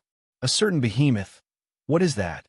He ignored the alarm and adjusted the observation filter of the dragon's summoning flute to the maximum. He felt countless flickering lights and shadows from the abyss rushing into his soul, burning and tormenting his will. He widened his eyes. Finally, he caught a glimpse of that ferocious appearance. Fire immediately! Isaac roared, but it was too late. He closed his eyes the moment he gave the order. The mark of Kronos was activated, instantly enveloping his soul, and began to sneak into the past. But very quickly, he was ejected by a trap hidden in time. Someone had already erected a high wall in the past in advance. At that moment, the deepest sound rang out from Liu Baiyan's body. The sea of ink boiled, accompanied by his hoarse roar. Incorporeal knives and brushes were dipped in ink, crisscrossing in the void. The sketching began, in the direction of hell. Thus, in the boiling ink sea, countless sharp branches slowly rose up, outlining the outline of a giant tree that covered the sky and the earth. The sound from hell contained hatred, and the sharp cry of a baby came from between the branches. The moment he arrived, his thirst spread throughout the entire wasteland, placing everything in the category of food. It couldn't wait to reach out toward Huaishur. Through the Doomsday painter, as reinvention. The surviving evil that had been severely injured by Huaishir's hands sent down a projection with hatred and began to take revenge. He was stunned for a moment. Huaishir finally felt the threat of death. It is close at hand. His opponent had actually started to call for people. The world changed too quickly, and he was caught off guard. Surviving evil? The French fries in Russell's hand paused in the ketchup. "That's your plan, Woodman?" he murmured admiringly. "It's a good car dash." Next to Russell, the demented old man who was drooling on the sofa and taking a nap suddenly raised his eyes. As if he had woken up from a long dream, his turbid eyes turned blood red, and he stared at the empty seat across the table. He was like an old beast, choosing a person to devour. But soon, he was in a trance again. The short sobriety ended, and he fell into a dream again. He just mumbled a name in his mouth and chewed on hatred. "Long time no see, Marcus. How are you?" In the reflection of the window, Woodman, who was sitting on an empty chair, smiled. "You look much gentler than when we parted that year. Do you still recognize me? I am your good friend." "Good friend?" "Yes," Woodman replied. "We used to be brothers."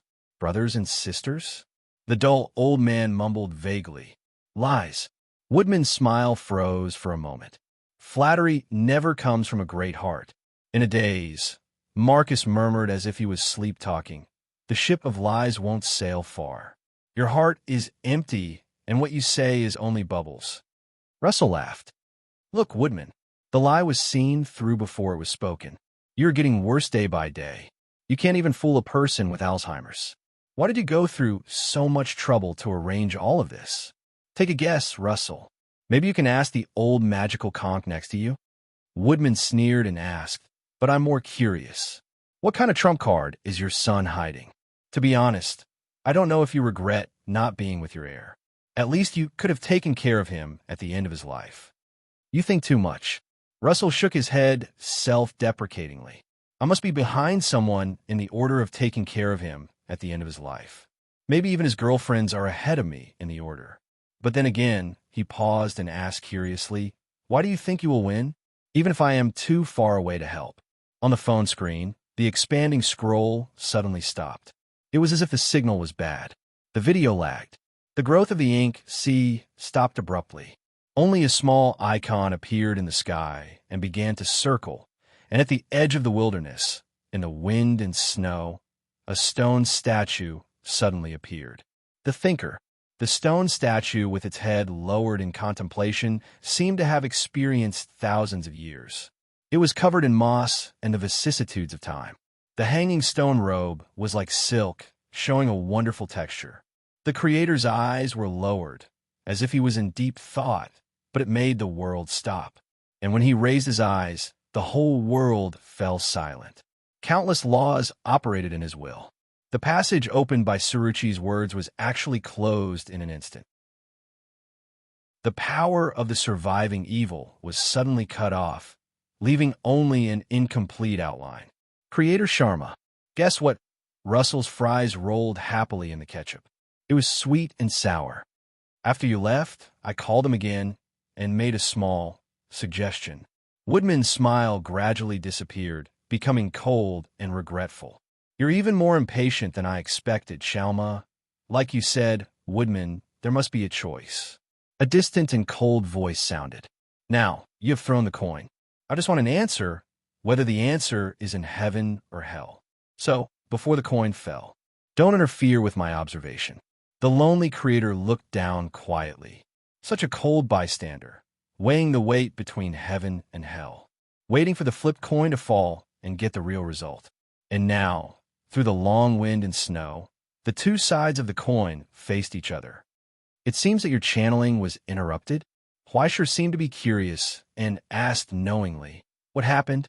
This is the first time I saw you fail to get the answer. Is your condition not good? How about I give you a little more time?" He sincerely suggested, "You can perform again." Under the solidified sea of ink, Liu Baiyin slowly raised his head, and a trace of ferocity finally appeared on his face, which was tainted by ink. "Huaishir, your face," he whispered softly. "What an eyesore. What a coincidence. We are the same." Huaishir nodded and sighed softly. This is probably the difference in appearance. There's no way to make up for it. Please don't mind it. You have been ugly all your life. Why care about the last few minutes?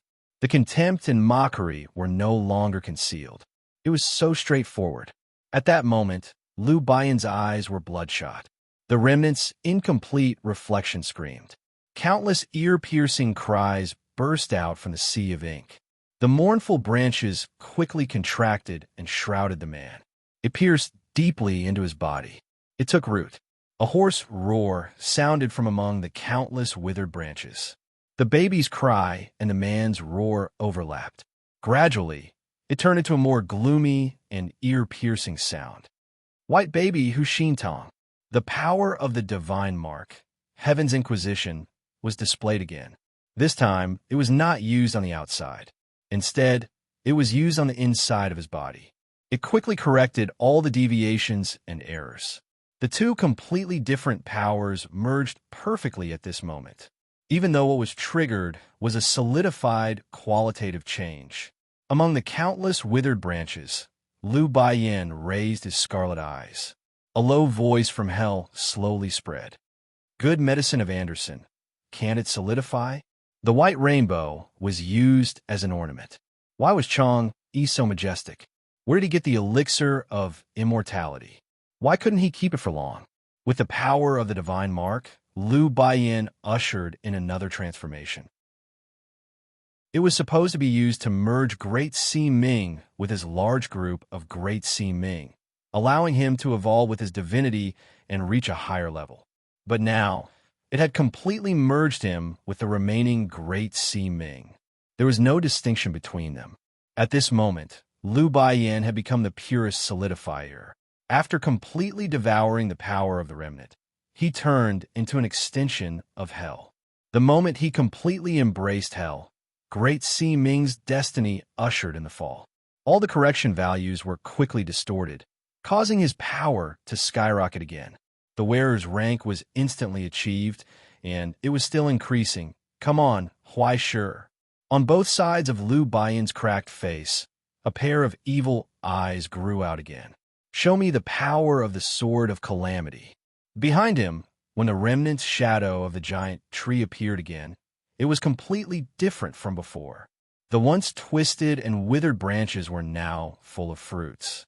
Countless remnant shadows of Liu Baiyan were pierced and hung on the branches. They were like corpses that were hanged on the tree of greed, swaying in the cold wind. The scarlet eyes looked up, countless mouths opened and closed, and a voice echoed in the air.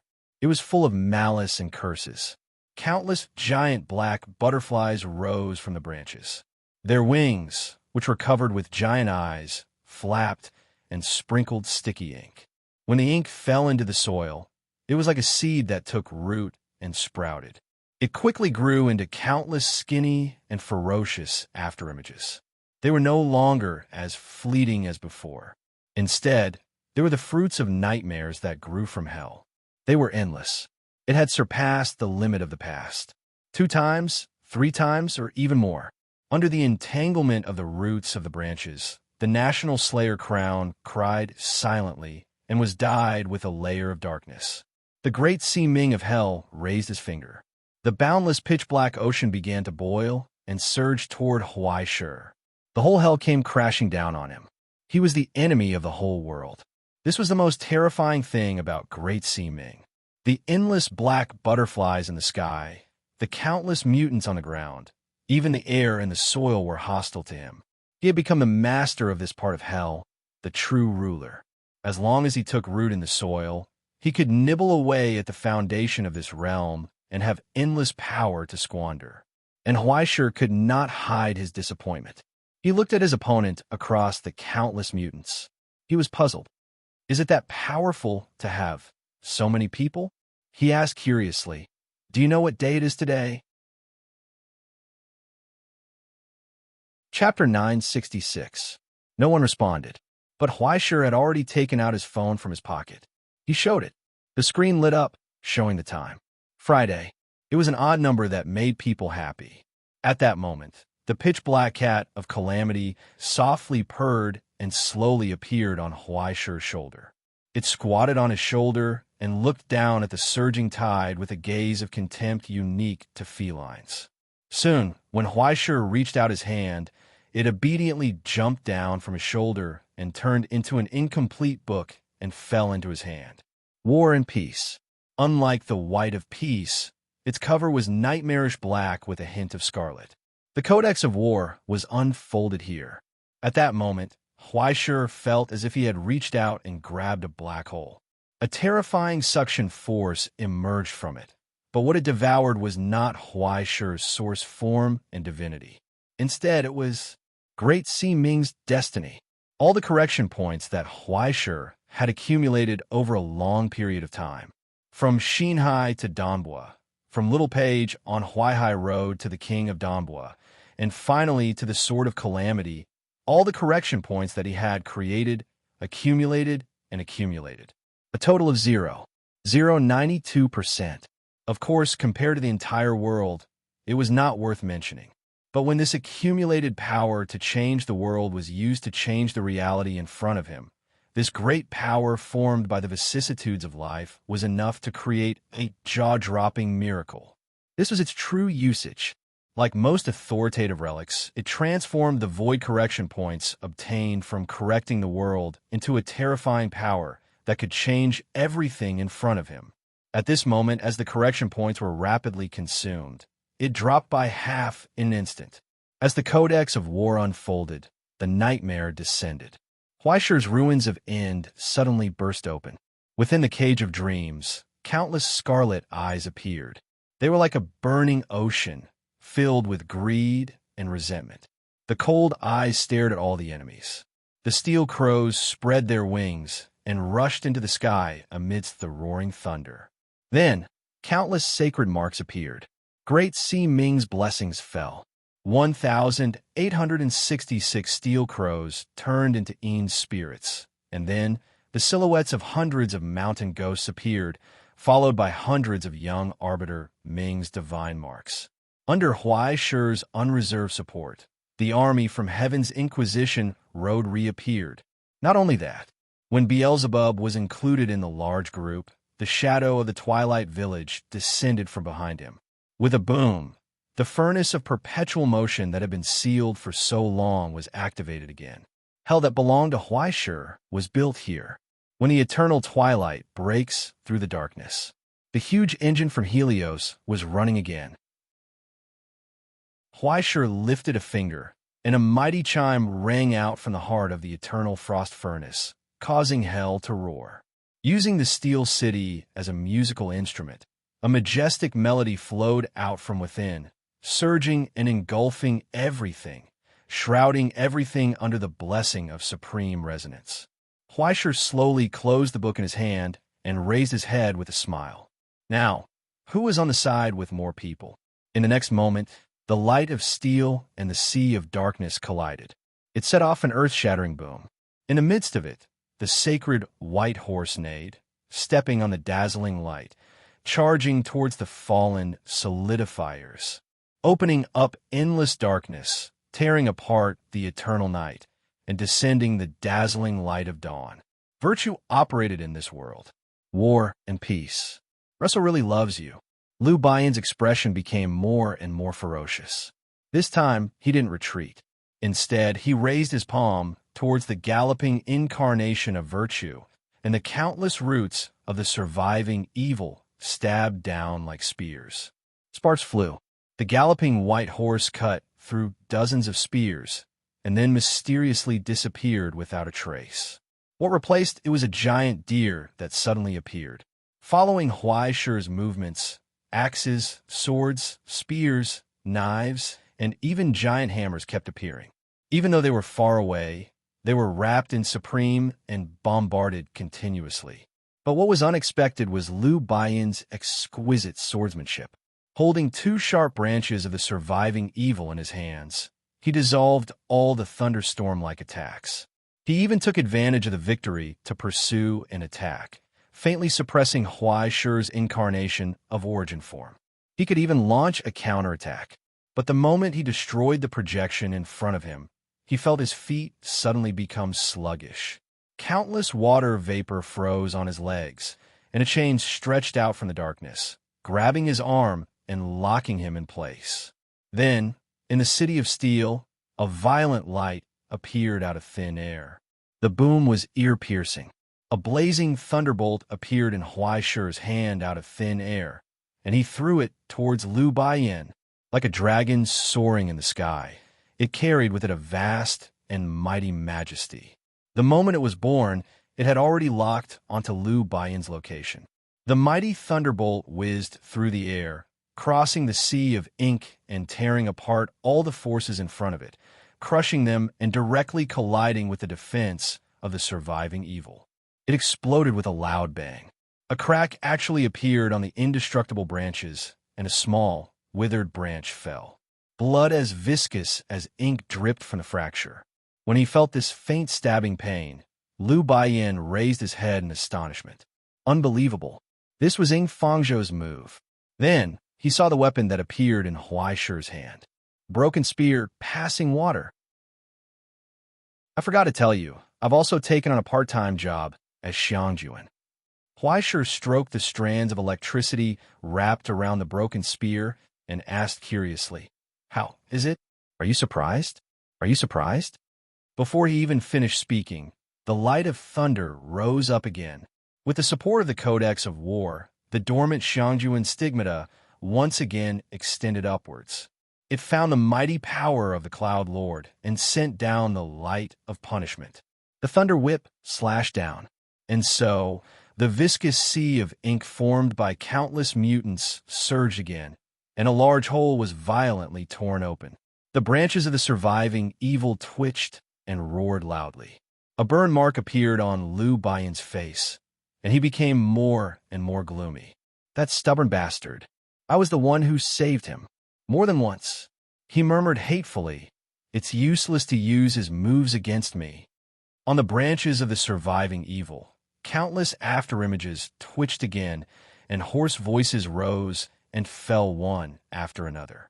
"She has yet to rise. What light does Ruohua have?" The sun chariot had yet to set out, so why did Ruohua emit such a bright light? Heaven's inquisition changed again. The world was gloomy, and all things were shrouded in darkness. All light was forcefully swallowed up. The only light in the world seemed to be the hell tree that was shining brightly around Lu Baiyan.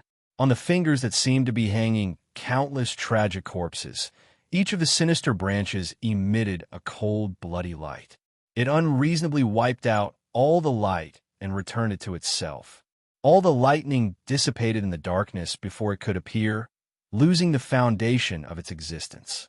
In this hell, he was the only ruler. This was the essence of God's mark. Heaven's inquisition. The countless commands were just tools used by the great Si Ming to control hell. In this man-made hell, he was the true ruler. The darkness surged and rolled over. "Wow, it's so dark, I'm so scared." Huai Shi clapped his hands and praised, his tone monotonous. "Speaking of which, you don't think I can't even afford a light bulb, do you? Speaking of which, there was an old senior who gave me something that glowed." At that moment, Lu Baiyan's expression changed abruptly, because a light that did not belong to him appeared behind him. It was a solemn and huge light wheel. It appeared so abruptly, like the sun jumping out of the horizon. In the mighty hymn, 16 light spokes slowly rotated, emitting a colorful RGB light that would make every man's heart flutter. It was like the center of heaven and earth, the core of hell, tearing the eternal darkness apart and spreading light. Then, a mountain-like silhouette slowly rose from it, and a huge shadow covered the sky. It filled the entire hell. "Holy! Holy! Holy!" The fanatical hymn resounded in all directions. Then, the huge monster curiously raised its head and grinned at the huge tree in front of it. Its bright red tongue brushed against the steel teeth, causing countless sparks to burst forth. Its eyes that were as huge as the sun and moon bloomed with the radiance of eternal hunger. It was time to eat. The beast of eternal hunger from hell launched a counterattack against the master of hell. In this region where the depth increased sharply Bichimos, like a fish in water, opened its mouth and pounced on the tree. Countless scales and branches rubbed against each other, causing sparks to burst forth. Then, like a bone-gnawing stick, the steel teeth gnawed on the branches of the remnant evil. A scalp-numbing noise sounded. Meanwhile, the huge body had already laid down in a forward-charging posture without any scruples. The earth rumbled. The weight of the hammer of agony exerted unreservedly on hell, causing a crack to appear on Liu Baiyan's face. Leaving aside the source substance supply from Huaishur and the blessing from the Code of War, this was all thanks to the depth he created and the many corrosive species he spread, allowing Bichimos to smoothly grow to such an extent in a short period of time. It was almost reproducing the posture of the former final dragon, Bahamut. But what shocked Liu Baiyan even more was that the laws operating in Bichimo's body were completely different from the laws of the present realm. It was like a monster that sprouted from hell, but at the same time possessed the attributes of the present realm. It operated independently of the outside world and rejected all interference. It was only hunger and thirst, only eternal greed that devoured everything, such a crude and cruel style, and such a highly efficient way of composition, caused a familiar figure to emerge in Liu Baiyan's consciousness. The creator who had disappeared in the abyss before the fall of heaven, and never returned after the fall of heaven until his death. Madam Chachel, long time no see. Outside the tundra, Sharma sighed with emotion. I didn't expect you to leave such a work in the world. At this moment, after combining with the design from Gila, the final treasure bestowed to the mortal world by the creator, Chachel, had arrived once again. Cold, cruel, and unreservedly, it launched an attack on the traitor. The projection of the surviving evil creature screamed in pain. A huge crack actually appeared on the huge tree trunk. Kong Huifeng knew. Why did you tilt to the southeast? Liu Baiyan covered the crack on his face and roared hoarsely. He once again operated Heaven's Inquisition, mobilizing all his power and gathering the fallen divinity of the third-level arbiter of life. Gong flew into a rage. Why did the southeast tilt? With the miracle of Gong, new touching Mount Buzhou as the source code, this was an absolutely powerful attack at the cost of shattering hell. But even though such a huge amount of power had gathered, was close at hand, and was about to erupt, Bichimo still didn't care and clamped down on the projection beneath it. It was as if it wanted to press Liu Baiyan on the spot, even with its own weight. At that moment, the crisp sound of steel rubbing against each other sounded. It caused Liu Baiyan to turn his head abruptly. In Huaishur's hand, the magazine of Lord of the Flies opened. Surprise! Chapter 9:67. 6 emerald green bullets lay quietly in the roulette, glowing with a dreamlike brilliance, illuminating the corners of his mouth. When Huaishur shook his hand slightly and closed the magazine, the heavy and huge revolver in his hand also smiled along with Huaishur. It was as if something great had happened. It allowed people to empathize with the joy and happiness of a pistol.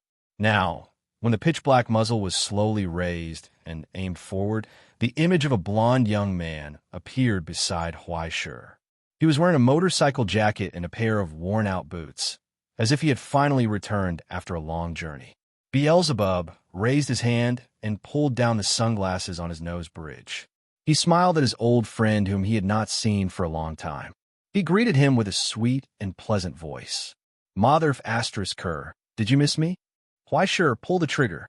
At that moment, the light of judgment from Osiris descended. It was a thin line, but it caused the world to darken. It was as if all the splendor and brilliance of the world had been condensed. Everywhere it passed, hell was cleanly cut open, and all obstacles were destroyed as easily as crushing dry weeds. Even the countless overlapping roots could not stop the descent of the light of judgment. They collapsed like bubbles and turned into dust. When the source substance that had undergone a qualitative change was activated in such a thorough way, the blessing from the King of Light descended from this dark hell. It gave all things the salvation of light. At the same time, it brought the cruel judgment of the god of the underworld.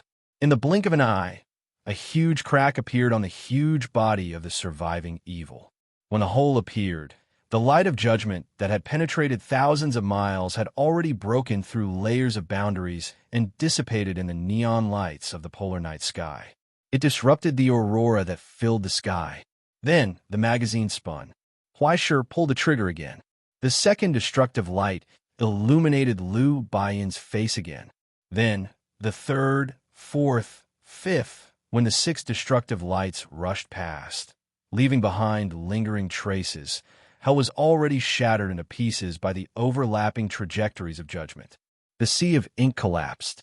The reflection of the evil remnant convulsed in pain as it welcomed destruction once again. Lu Baiyan froze in place. He lowered his head and peeked at his disintegrating body. He bent down, vomited blood, and knelt on the ground. He tried his best to maintain his consciousness, but he could not stop the collapse from spreading. What virtue does the luminous light have to give birth after death? What kind of virtue did Mingyu have that she could be reborn after death?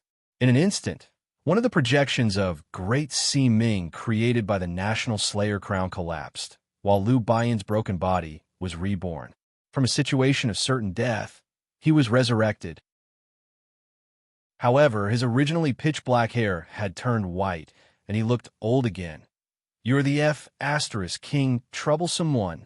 Huaishir lifted his foot and stomped down, trampling. Lu Baiyan's body sank into the soil again. Then, Huaishir expressionlessly raised the sword of virtue in his hand and slashed down. Blood splattered everywhere. A sluggish head flew into the air, its lips still opening and closing. There seemed to be something in the blood that flowed out. Huaishir suddenly lost his footing, and the body he was stepping on suddenly turned into ashes. Meanwhile, Lu Baiyan's last clone of Great Sea Ming quickly solidified from the state of an afterimage. He gave up his body in exchange for his last life. This time, the moment he was reborn, the old, white-haired man raised his hand, and the last of the black butterflies gathered at his fingertips, forming a pitch-black blade. It blocked Huaishir's slash. Huaishir took a step forward expressionlessly. She lowered her sword and looked down at the wretched face of the man. 2 times is enough, Huaishir impatiently urged, as if he was scolding an immature child. You can't trick a lunchbox like this, Lu Baiyan, that's enough. Can't you just die obediently? You're dreaming. Lu Baiyan's face twitched violently, and he looked ferocious and crazy. His skinny body suddenly slammed forward, and a white jade-like color emerged from his body, turning into iron and stone, trying to knock him away. But he felt as if he had crashed into a speeding truck, and he could feel the terrifying heat from Huaishir's body. His skin was as red as steel. Over limit. Then 3 thunderbolts overlapped, and the loud sound of the sky collapsing spread. Huaishir's raised left hand went over the blade and smashed onto Lu Baiyan's face, completely destroying his parry. Lu Baiyan staggered back. It's time to leave, Lu Baiyan. Huaishir dragged the blade forward and told him, You've wasted enough time. You have to learn to say goodbye to the audience. Never. The white-haired man stood firm again, blood seeping out of his nose and mouth, but his expression was as ferocious as a beast, and his eyes were bloodshot. You're still here, wishful thinking. What answered him was the falling blade of the axe. In an instant, the thin wisp of ink was defeated, and then the long spear drove straight in. Lu Baiyan stretched out his hand and gripped the tip of the spear tightly, ignoring the sharp weapon that would cut his arm to pieces. Blood turned into ink, forming a sharp blade from his right hand, and stabbed down. The blood-colored long sword was blocked by the sword of virtue again. It was light and agile, like moving clouds and flowing water, deflecting this unworthy attack. In Huaishir's hand, the outline of the axe of wrath appeared, and he chopped down. He chopped off his last right hand. The broken limb flew up, but Lu Baiyan didn't hesitate at all. Like a beast, he opened his mouth and bit a Huaishir's throat with his sharp teeth. The hammer of pain swung out. A loud bang. The broken body flew out, and before he landed, Huaishir's figure flashed in front of him. In the blink of an eye, shadow burial shuttled back and forth several times, but he couldn't open up the slightest distance. Resentment was reversed. Amidst the hungry cries of the crows, it pierced through his chest and nailed him to the ground. Lu Baiyin opened his mouth and spat out the broken organs, but his eyes were still fierce. In the sluggish dizziness, this hatred didn't dissipate, but became heavier. It almost made his eyes burst out of their sockets. Huaisher raised his foot and stepped on his body. Holding the hilt with both hands, the blade pressed down and penetrated his body inch by inch. But Lu Baiyin still stubbornly raised his head, as if he wanted to prop up his body again. With his broken teeth, he bit Huaisher's throat. "Why are you so stubborn as to seek your own death, Lu Baiyin?" Huaisher looked down indifferently and asked coldly, "Why are you unwilling to die?" Lu Baiyin's bleeding mouth twitched, as if he was amused. "Yes, why? Why am I the only one in such a sorry state? I've wasted my entire life. I want to make a difference, but I'm afraid of being tainted. I want to stay away from disputes, but I'm unwilling to give up on my ambitions. I want to become a beautiful jade, but I know that with my ability, I can only be an inkstone that's as dirty as ink, a decoration used to decorate. Why am I the only one who can achieve anything? Is it because I'm still alive? I clearly fought to the last moment." The dying beast roared angrily, enduring the grief and pain that had accumulated for 70 years. It asked hoarsely, "Do we really have to end up like this, just because I'm still alive?" He roared miserably and used all his strength. "I've never betrayed the Republic." In the silence, only the sound of the wind in the distance and the flying snow powder fell. Huaisher closed his eyes in disappointment. "What about your student, Lu Baiyin?" He asked softly. "Where did they go?" Lu Baiyin's expression froze. The corner of his eyes twitched involuntarily. It was as if he was recalling those nightmarish scenes from 70 years ago.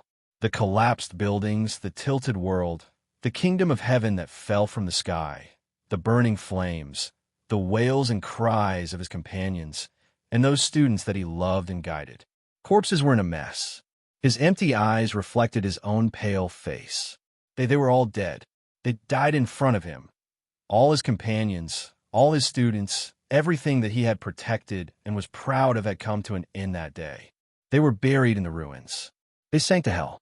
In the silence, the teacher holding the sword asked again, puzzled, "But why are you still alive?" Lu Baiyin's lips opened with difficulty, but he could not make a sound. Just like 70 years ago. He fell to the ground in a daze. He had clearly forgotten to breathe, but he could not help but tremble. In the spreading pool of blood, Mathers looked back. After holding the brim of his hat toward the deceased, he walked past him and gradually disappeared into the distance. It was as if he did not see him, because he did not resist. From the beginning to the end, he did not stand up. He just watched everything happen and allowed the situation to be irreversible. He allowed them to take away his most precious thing. He did not say a word. Whether it was Luo Su or Huaisher, neither of them actually cared about what had happened to Lu Baiyin that day. What they despised was the result of him being in such a sorry state. "Why did your students die before you?" Huaisher asked softly. "Answer me. Why didn't you avenge them?" In the silent snow, there was only a labored breathing. Lu Baiyin looked at him in a daze. It was as if he could not understand his words. "Look, you had already failed your duty before the betrayal, didn't you?" Huaisher said, "You didn't make a choice, so you didn't choose to stand on the side of the Republic. You chose to watch from the sidelines. Unfortunately, watch from the sidelines is the most disgusting of the countless pronunciations of betrayal. In the end, you watched your students die and ruined your own future with your own hands. They gave up their ideal legacy in exchange for this meaningless rest of their lives. They breathed the air that their sacrifices had exchanged for, ate the sweet breakfast that their blood had exchanged for, and lived a peaceful life that they had dedicated to everyone in this world. Then, they were filled with resentment and unwillingness. They told others that they were innocent. There could be thousands of reasons for a mistake, but there was no excuse for betrayal. It was not an act. It was an irreversible result. It was enough to deny everything that had happened in the past. Do you know? Huaisha raised her head to look at the empty night sky and the stars that twinkled in the darkness. Chachul, Orton, Ingfangzhou, Vitali, many of them are dead. There are also many people who have waited their entire lives for the day when celestial genealogy is rebuilt. But in the end, they still believe that their sacrifices will not be in vain. One day, the treasures they left behind for this world will have value. I'm ashamed to receive their unreserved trust because I clearly haven't done anything for them. But when they look at me, it's as if they're looking at their own future, full of anticipation. They believe that I can achieve something, help me, and reach this point, so I feel that I must do something for them. At the very least, I can't let them continue to wait. I want to rebuild the kingdom of heaven's lineage, and I also want to restore the former utopia. Not only for them, but also for me. Now, this day is coming. Huaisha lowered his eyes and looked down with the stars in the sky. Please move aside, Liu Baiyan. You're blocking my ideal. Chapter 968. The moment Huaisha lowered his eyes, Liu Baiyan finally noticed the coldness that was slowly engulfing him. It was like a tranquil sea of ice, coldly pulling at him, robbing him of all his strength to struggle, and sending him to the coldness in the deepest part of the darkness, something called death, something called judgment. After 70 years, it had once again appeared in front of him, accompanied by the figures that had passed away in the past. Under the vast night sky, countless sparkling stars quietly sprinkled down. The figures that had appeared countless times in his dreams and memories seemed to have returned from the past. They coldly looked down at his face, full of contempt. Why, his empty eyes were stung by those gazes. Liu Baiyan's expression convulsed and gradually twisted. Why do I have to be a traitor? I just hesitated for a moment. I just couldn't do anything. He screamed shrilly and struggled with all his might. Dried blood flowed out from the wounds on his arms again, forming ugly graffiti with difficulty. Using up the last of his source form, he tore his own chest apart. He forcefully tore off the flesh that had been pierced through by hatred. Ignoring the thousands of holes in his body, he activated Shadow, Burial Shuttle. But there was no more power for him to squander. He only ran for 2 meters before being squeezed out of the shadows under Huaisha's gaze. He rolled on the ground, staggered up, and ran wildly on his hands and feet. He ran into the distance, towards the door that was already very close. Beelzebub. Huaisha calmly raised his gun. Don't kill him. Okay. The youth's phantom grinned malevolently. In an instant, Liu Baiyan's left leg exploded into a bloody mist. His calf separated from his body, flew up, and fell down. Liu Baiyan fell to the ground and raised his right leg with difficulty, trying to support himself. Huaisha pulled the trigger again. Bang! The knee of his right leg was also shattered. He fell into the melted snow and mud. He was still convulsing and struggling. He could no longer feel pain, but in the dizziness, those illusions seemed to become clearer. They stood on either side of him, quietly watching all of this, admiring his ugly appearance. I'm sorry. He apologized incoherently, but did not know what to say. They hid their faces in the mud and frozen ice in fear, not daring to look again.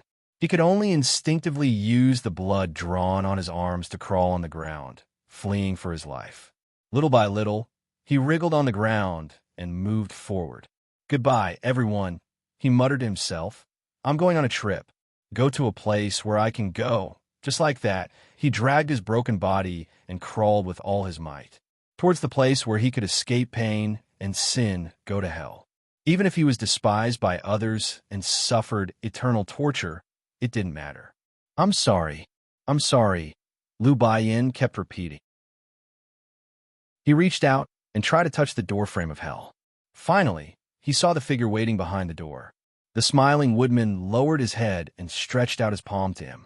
He was stunned, as if he was pleasantly surprised.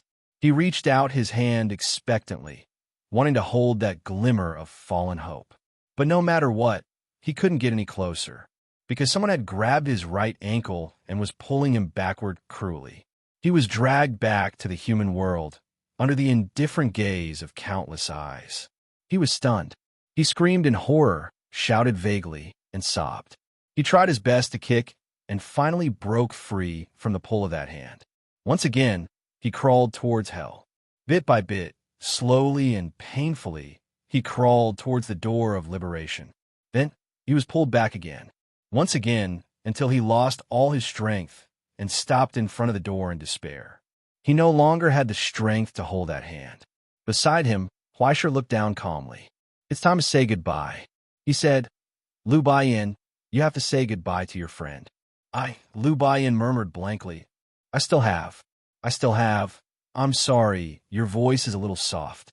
I can't hear you clearly." Huaisher rolled up his sleeves and folded them up, revealing his arm.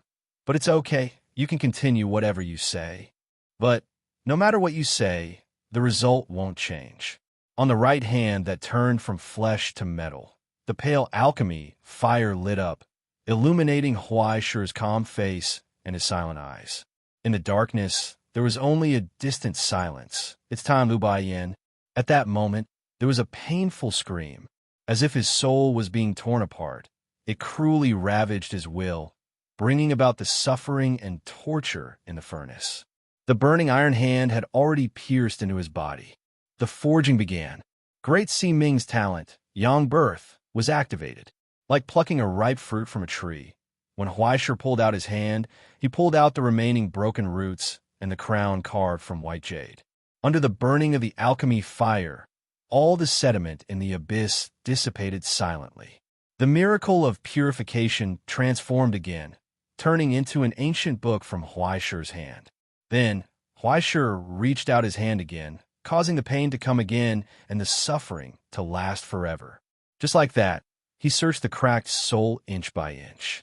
Holding it tightly, he pulled out the crystal of heaven's inquisition, a jade amulet overflowing with clouds and flowing light.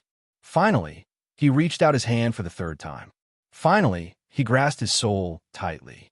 Amidst the shrill and hoarse screams, he cast flames on his soul, forcibly manipulating all his source substances to shrink inwards, until finally, it formed a pitch-black ink stick.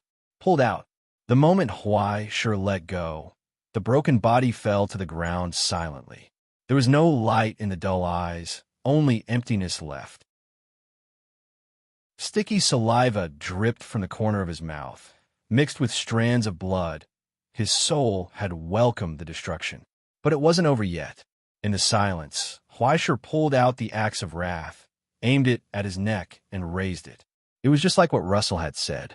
Coldly and mercilessly, he would carry out the duty of Great Si Ming, using the most straightforward and cruel method to destroy the traitor. Only then could he demonstrate the existence of justice and justice. Just like that, under the observation mirror, in front of the gates of hell, under the witness of the whole world, the judgment had arrived. Slash! Viscous blood spurted out, crossing the gates of hell, as if landing on the face of the phantom. It made the eternal smile on Woodman's face turn gloomy. Until now, Huaisher raised his head and looked behind the door coldly. "Didn't you want it?" He lifted his leg and kicked the thing on the ground over here for you. The head rolled and stopped at Woodman's feet. It slowly stopped. This was the answer from celestial genealogy. At the same time, in a different place. In the reflection of the fast food restaurant, Woodman sighed regretfully. What a pity he died. He transformed from pain and followed his own will to choose hell. What kind of fruit will this despair brought about by the shame and self-denial that has been brewing for 70 years bear? He said, just a little bit more, and he could have become our companion. Or you can also change your method. Russell suggested sincerely. If you really care about brotherhood so much, you can accompany him if he can't accompany you. If you're in a hurry, you can sign up now. I can ask Huaisher to give you a discount. Haha, you're humorous as always. Woodman shook his head. Golden Dawn is not like you, becoming a place that begins to weaken because of a little setback. We still have a long way to go. Don't worry, it won't be too long. It will be over soon. Russell shook his head. That day will come very soon. Woodman, before that, No matter what you want, I can guarantee that you won't be able to get anything. It sounds scary. Woodman rubbed his eyes as if he was wiping away non-existent tears. I will start to look forward to it, Russell. However, you're wrong about one thing. He paused for a moment and no longer hid the ferocity in his smile. We prefer things that we don't have. Take it yourself. At this moment, on the snowy plains, Woodman looked up with the same smile. Why, sure, to thank you for your gift. He said, I also have a gift for you. In between his slowly opened hands, a light screen appeared, revealing a scenery that Huaishur was extremely familiar with. The quiet campus, the echoing bell, and the crowds coming and going. The ivory tower, above the light screen, the empty sky shattered with a loud bang. Pairs of huge and empty eyes appeared from behind the shattered sky and looked down. Countless rays of light lit up in the darkness. Those were stars. The stars from hell fell with a loud bang. Destruction descended on the peaceful academy. An ear-piercing alarm instantly sounded in every corner. Then, layers of defenses appeared out of thin air and shrouded every building. Emergency measures were activated. All the students who were doing activities or watching the live broadcast were pulled by the main framework of creation to the 6 deepest shelters. Then, according to age, sequence, and faculty composition, they were separated into groups of 3 to prevent the spread of the danger. And the surging flames and chaos had already spread out from this city that had been quiet for a long time. A large hand appeared from outside the crack at the border, clenched into a fist, and slowly closed in. Then the 5 fingers opened, and countless seeds of hell were thrown into the world below, sowing the seeds of death and extinction. On the cracked square, the creator named Mathers looked up, reached out, touched the brim of his hat, and knocked on the gong with his cane. In an instant, the twin spirals spread out from nothing. With the bloodline of the abyss as a link, a domain descended, isolating the inside from the outside. The inner formation was activated, and then, behind the crack, the most glorious star that burned with layers of flames finally fell from the sky and landed on the ground. The vast border suddenly trembled, unbearably heavy. 36 rays of light spread out in all directions, echoing from an ancient chant. The skinny old man that looked like he was made of steel raised his face. Based on this piece of land in a foreign land. The Heretic King. Chapter 969. Right at this moment, when the whole world's attention was attracted to that wasteland, the stairway to heaven in the land of dreams quietly opened up the path to the ivory tower. Compared to the showy exhibition matches, I still prefer to kill with a single blow. Woodman's phantom strolled on the cracked square with his hands in the pockets of his breeches. He whistled, What a beautiful place! The flowers are blooming, and the birds are singing. The happy children are about to fall into the flames of hell. The Heretic King stepped forward silently and faced the void in front of him. He punched with all his might.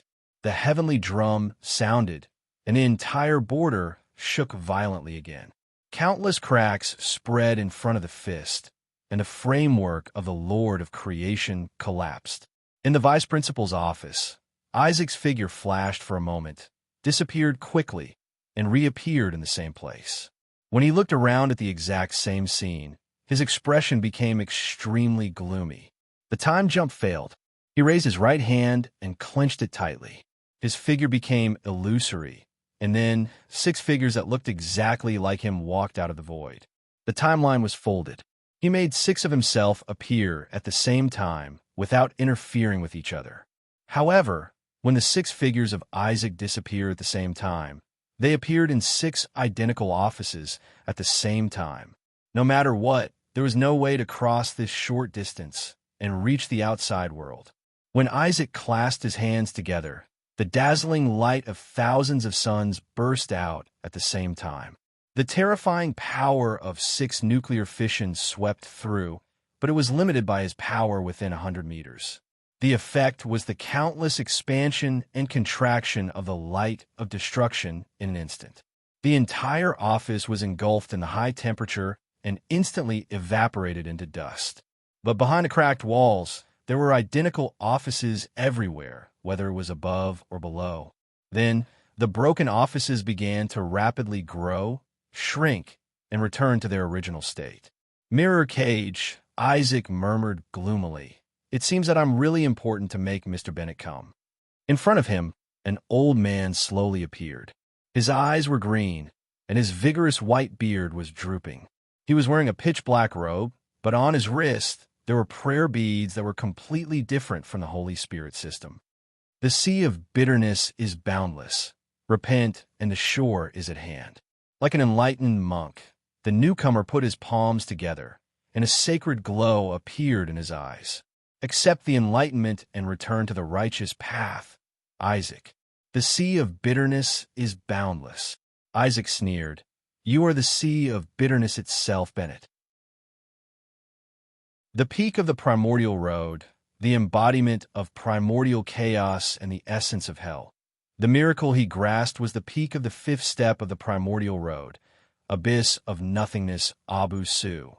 But at this moment, the one who inherited the essence of hell revealed an incomparably gentle expression. Pinching Flower smiled. There was no doubt that it was the peaceful expression of the enlightened. After comprehending compassion and truth, and seeing through the desire realm, color realm, and formless realm, he achieved great enlightenment. He could almost be called a monk like Buddha. However, the unconcealable hellish aura on his body made him seem like an evil demon. Don't be impatient, Isaac. We still have a lot of time, Bennet said calmly. Then today, let's imitate the sages and the awakened. We'll hold an open ceremony here. What we're going to discuss is lay down the butcher's knife and become a demon immediately. Behind him, the shadow of chaos had completely engulfed the entire office, turning it into an isolated hell where time and space were completely cut off. Looks like things are going well on Bennet's side. Woodman whistled and looked in another direction. What about you, Mathers? Work harder. Don't keep capsizing in strange places. Mathers didn't pay any attention to him. His whole body was tense. He only focused on the front of the auditorium. In a small square, there was a fashionable old lady wearing a fur coat. Under the striped fur coat was an extremely gaudy classic red and blue color scheme. Her meticulously curled and permed hairstyle gave off a strong old-fashioned feeling, as if it was a classic outfit from the last century.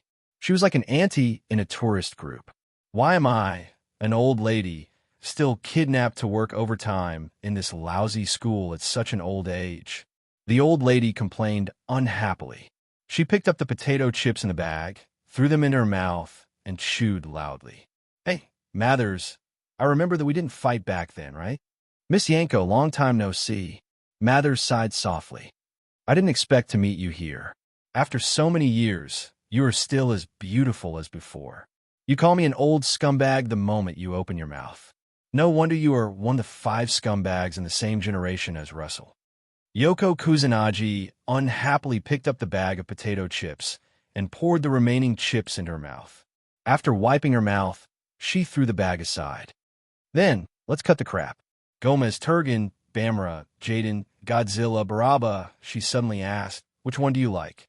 Mathers' expression froze, but he was not given a chance to choose. Countless loud roars burst out from behind the tour group's ante. Huge shadows slowly rose into the air, accompanied by countless ear-piercing sounds of steel rubbing against each other. Sparks flew. Steel skeletons, metal organs, ether blood, mimicry armor, and finally, a hideous appearance. Countless mechanical monsters that seemed to be able to support the heavens and the earth descended upon this narrow border. Shadows covered Mathers' face.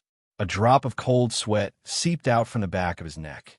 Even if they had already made preparations, this scale, wasn't it a little too exaggerated? Amidst the continuous roars, Yoko Kusanagi lowered her head and lit a cigarette. She sighed happily. As expected, the aesthetics of Ingzhou's art is special. At this moment, in the sky, the brilliant light of Bhagwan reappeared. It shrouded countless students and hid them deep in the illusion. After Krishna protected all the students, the counterattack from the ivory tower began. The white doves that were urgently recalled from the abyss began to scatter their legions. They no longer cared about the appearance of the victims and began to fight with all their might. The entire city was in turmoil and constantly burst out with rumbles of collapse. But the light of resistance did not stop. It illuminated the darkness. 1 minute had passed since the attack began. There were only 2 minutes left before the astronomical assembly broke through the blockade of the land of dreams. Ignoring the pressing time, Woodman stretched out his hand and took the ancient book from the hands of his subordinate. The spirit of the book reappeared and transformed into a strong man with a smoking pipe in his mouth. He wore a tall felt hat on his head and held a cane. His face was haggard and pale. His aquiline nose was thin and long, and his gray eyes were so sharp that they seemed to be able to see through all falsehoods and lies. "It's your turn, Mr. Holmes." Woodman smiled and handed over the parchment in his hand. Then, the spirit revealed a look of disgust, as if he had eaten feces. "To be honest, compared to your side, I prefer the other side." The man with the pipe shook his head. Although he said so, he still put on his monocle and opened the parchment in his hand. Then, on the empty parchment, a complicated and detailed structural diagram of the entire city quickly appeared. From top to bottom, even the rooms hidden in the secret apparatus were not missed. Countless structural diagrams flashed and tumbled.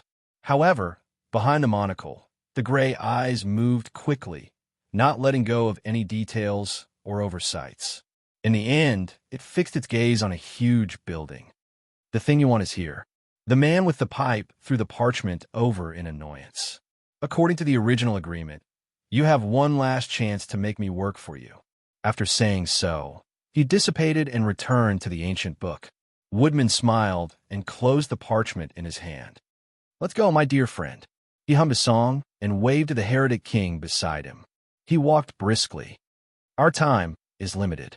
There are still surprises waiting ahead." A gate opened in front of them. Behind the gate was a dark world swaying in the wind and rain, as if it had lost all light. Only countless gray buildings were immersed in the surging tide. Under the deep water was hell. The sunken old campus. "It's useless, Woodman." In the snowy plains, in front of the gates of hell, Huisher looked coldly at the scene on the screen and shook his head in disdain. "If you think that Russell's lair will not be guarded at all, then that's the real joke. Even if you flatten the entire border, what can you do? At most, you can add some homework for the engineering department. It's useless." "Is that so?" Woodman's smile remained. "It seems that you don't know your greatest weakness.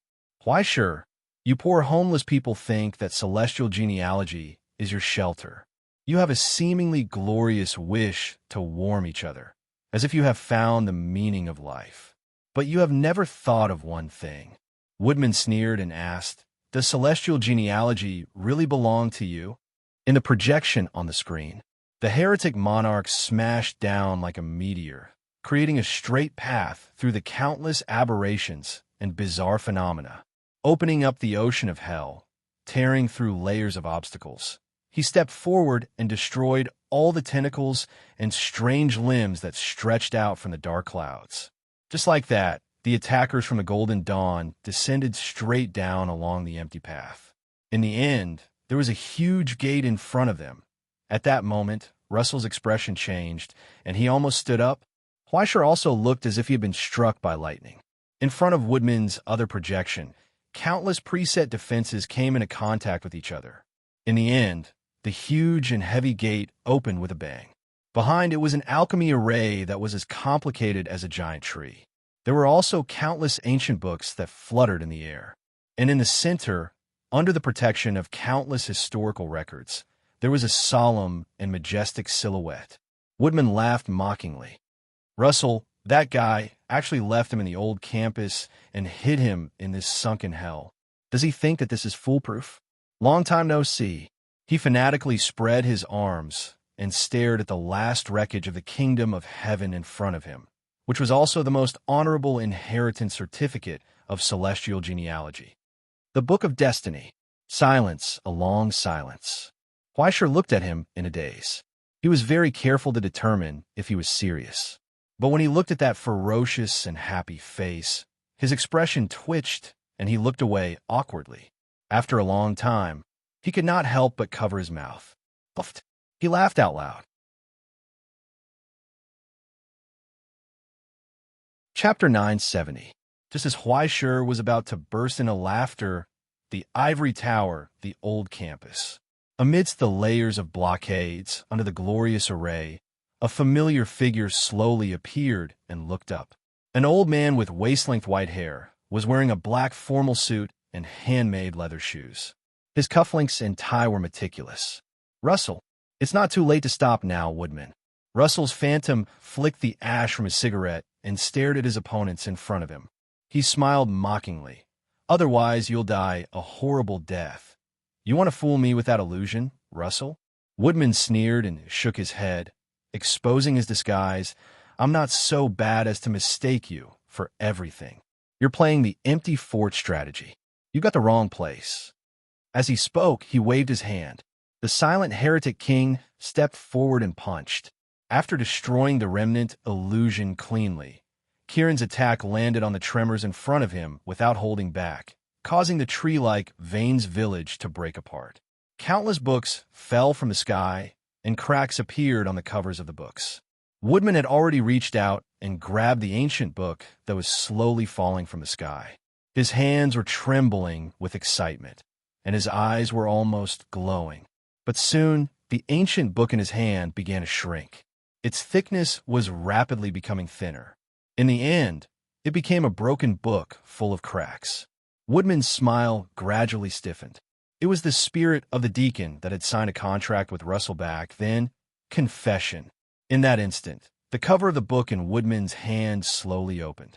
What poured out was the grief and frustration that had accumulated for 70 years.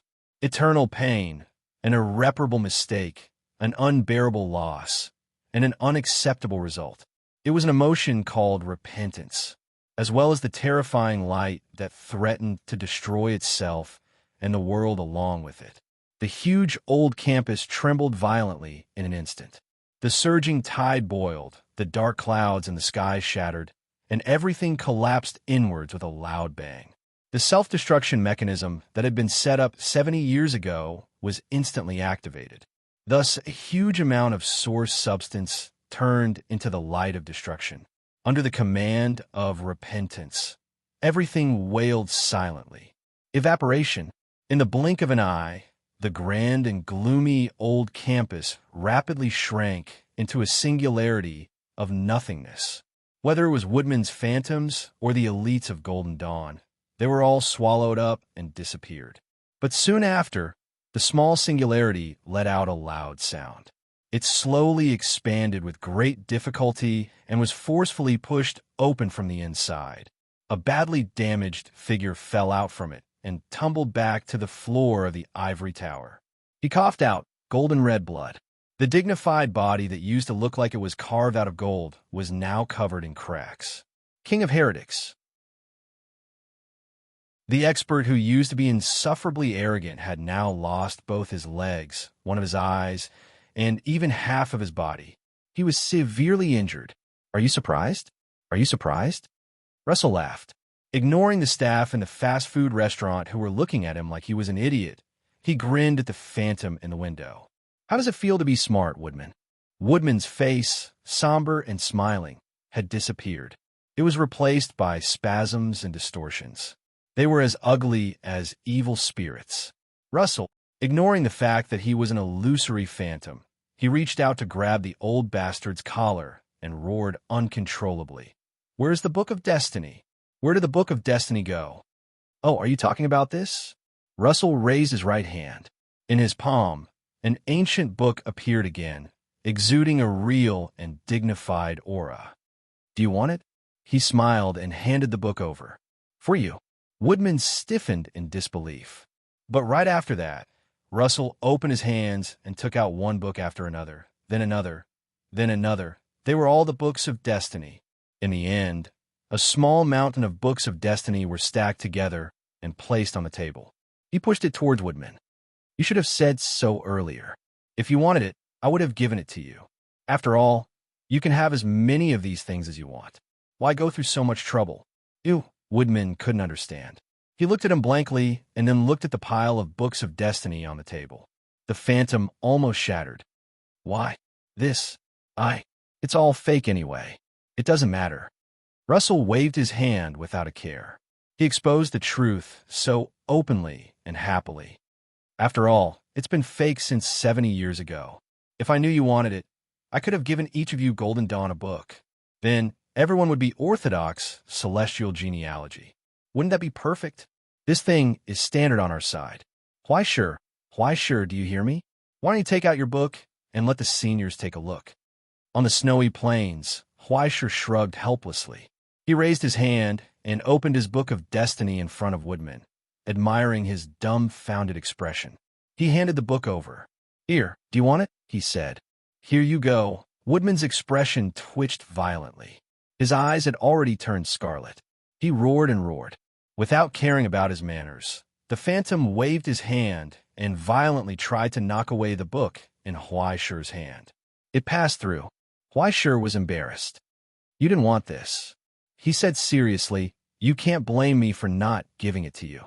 How long do you want to King lie to me with this piece of junk? Woodman roared.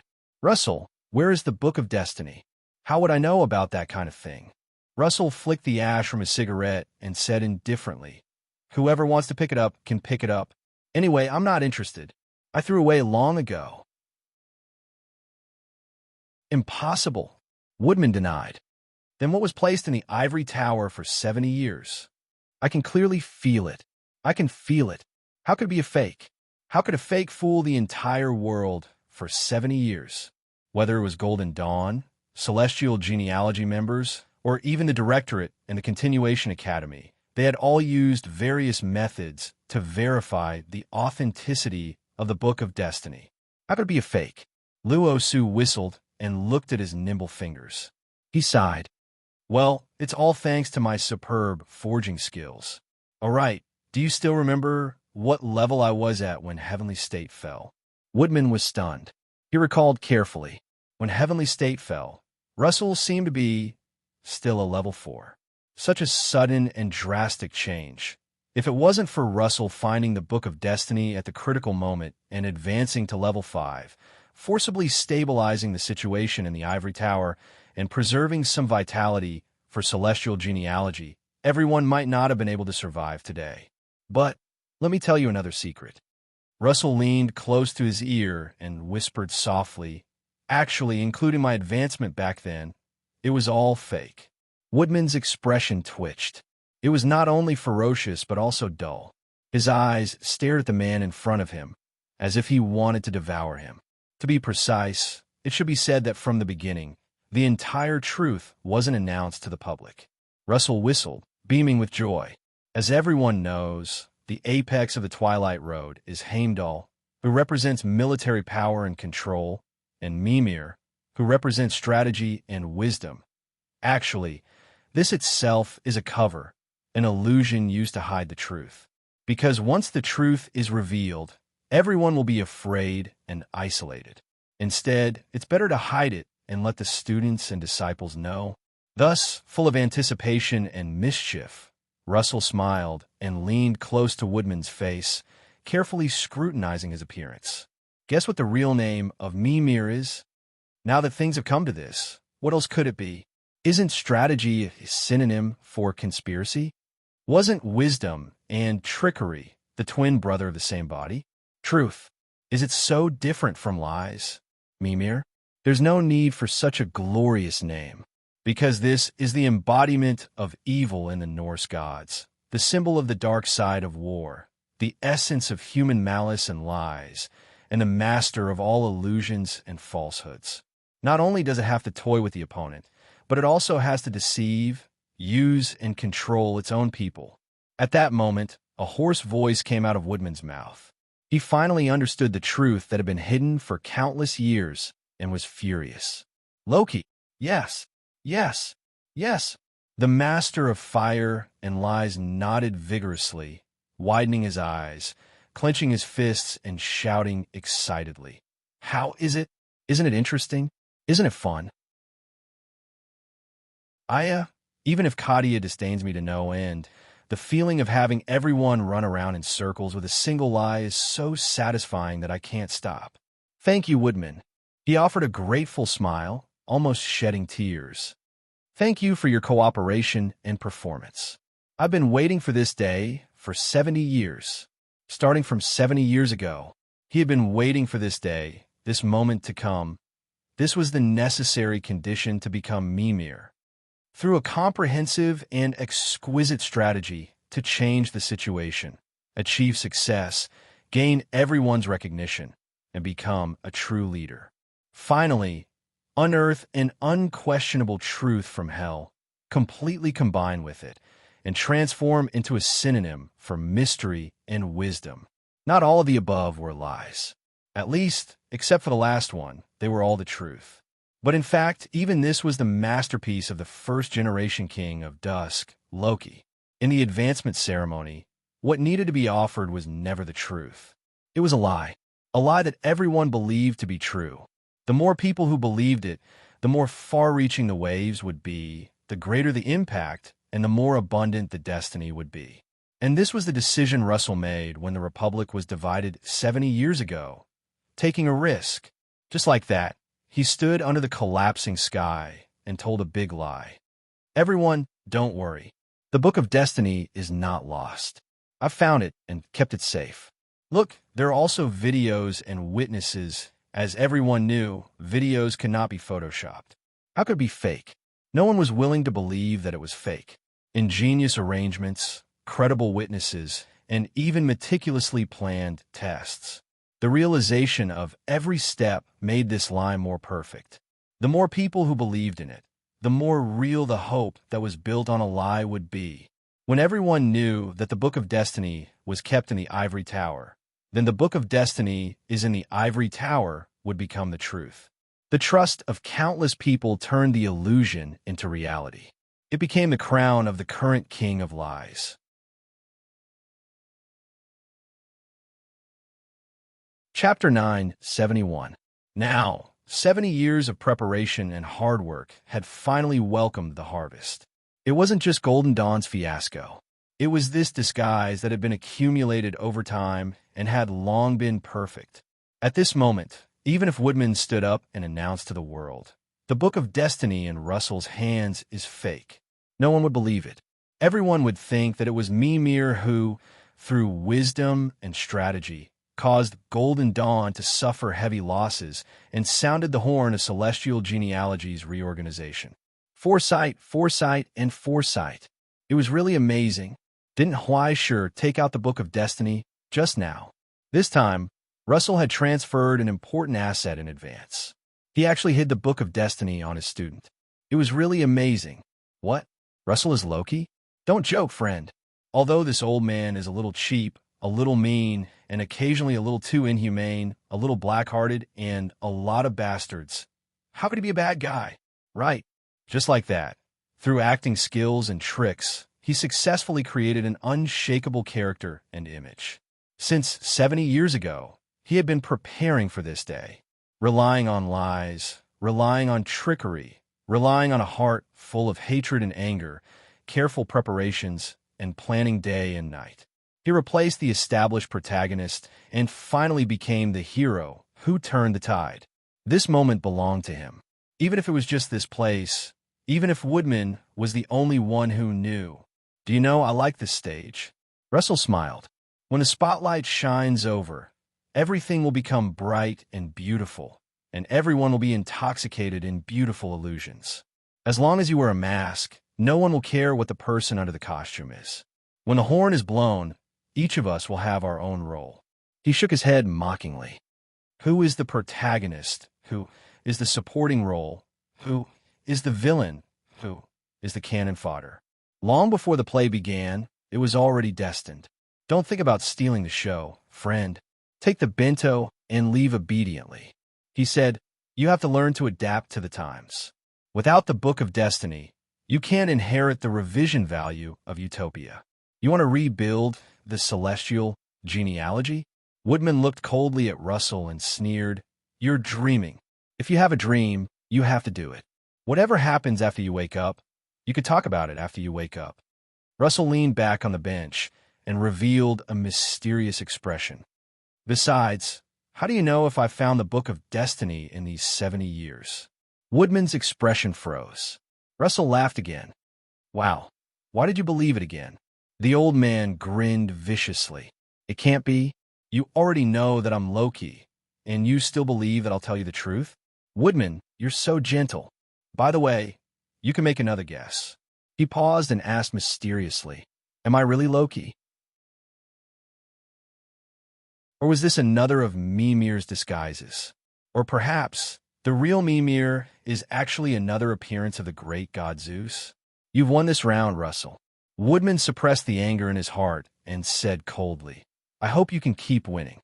Remember, the game between us will be very long. As long as you lose once, it's enough to let everything you have fall to pieces in hell. I'm looking forward to how long a dream maintained by a lie can last. To be honest, I'm a person who's afraid of trouble. My interests are fickle and I never last long.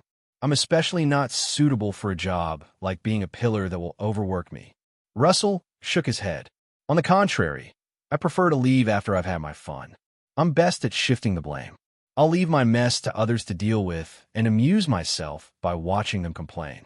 "So you're thinking too much." "Woodman, even without me, the celestial genealogy can be reorganized in the hands of others, from people who are better than me. Besides, have you forgotten," he said, "celestial genealogy also has things like living gods." "Come on, Russell." Woodman shook his head disdainfully. "If I were you, I wouldn't have too much expectation for a decoration that's better than nothing." "No, no, no." Russell smiled meaningfully and raised 2 fingers as if celebrating a victory. "I mean, now there are 2. You can talk whatever you want, Russell." Woodman was not moved. "But don't think that I'll believe your nonsense. It's up to you to believe it or not, but it's up to me to say it or not." Russell spread his hands and smiled evilly. "Besides, if I say so, a seed of doubt will be planted in your heart. Will you start to be paranoid? Will you feel afraid to shoot the rat for fear of breaking the vases? Will you unconsciously be afraid? That's my goal, Woodman. I can say that what I just said is a lie, but will you really believe it? Do you really think that I don't have the Book of Destiny? Do you really think that what I told you is the whole truth? Or do you think that this is all I've prepared for you? Think, Woodman. You have to think, constantly think." Russell grinned and whispered evilly, "But you have to remember, once you think, I'll laugh." Woodman did not say anything. His face only became more and more unpleasant. Russell, on the other hand, sniffed the scent of anger and felt refreshed, planting the seed of doubt, sprinkling the rain of lies, growing the fruit of hesitation and uneasiness, and finally reaping the end of destruction. Was there anything more pleasant than this? "Don't forget, Russell, you're not the only one who's good at this." Woodman was indifferent.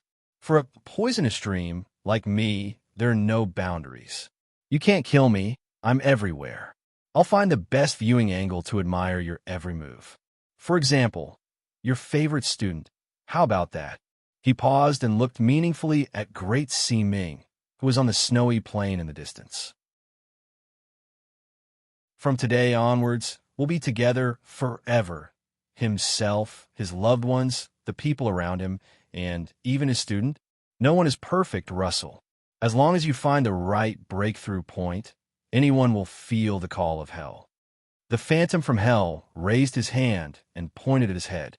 "I'm looking forward to seeing what kind of brilliance such a soul will shine when it falls into the abyss." "No, you won't." Russell shook his head and sighed softly. It was as if he was watching a stubborn child touch the electric switch. He was worried and helpless as he advised, "If I were you, I'd stay as far away from him as possible. Soon, you won't want to appear in front of him anymore," he said, "because he'll leave an indelible shadow in your heart. He'll make you feel pain." Russell warned solemnly, "Pain like never before." "I'll wait and see," Woodman teased. Woodman replied jokingly. His eyes were brimming with an evil light from hell. He laughed. "Our second game has begun, Russell." "No, Russell shook his head and leaned back on the chair. He crossed his arms and was ready to watch the show. I think it's already over.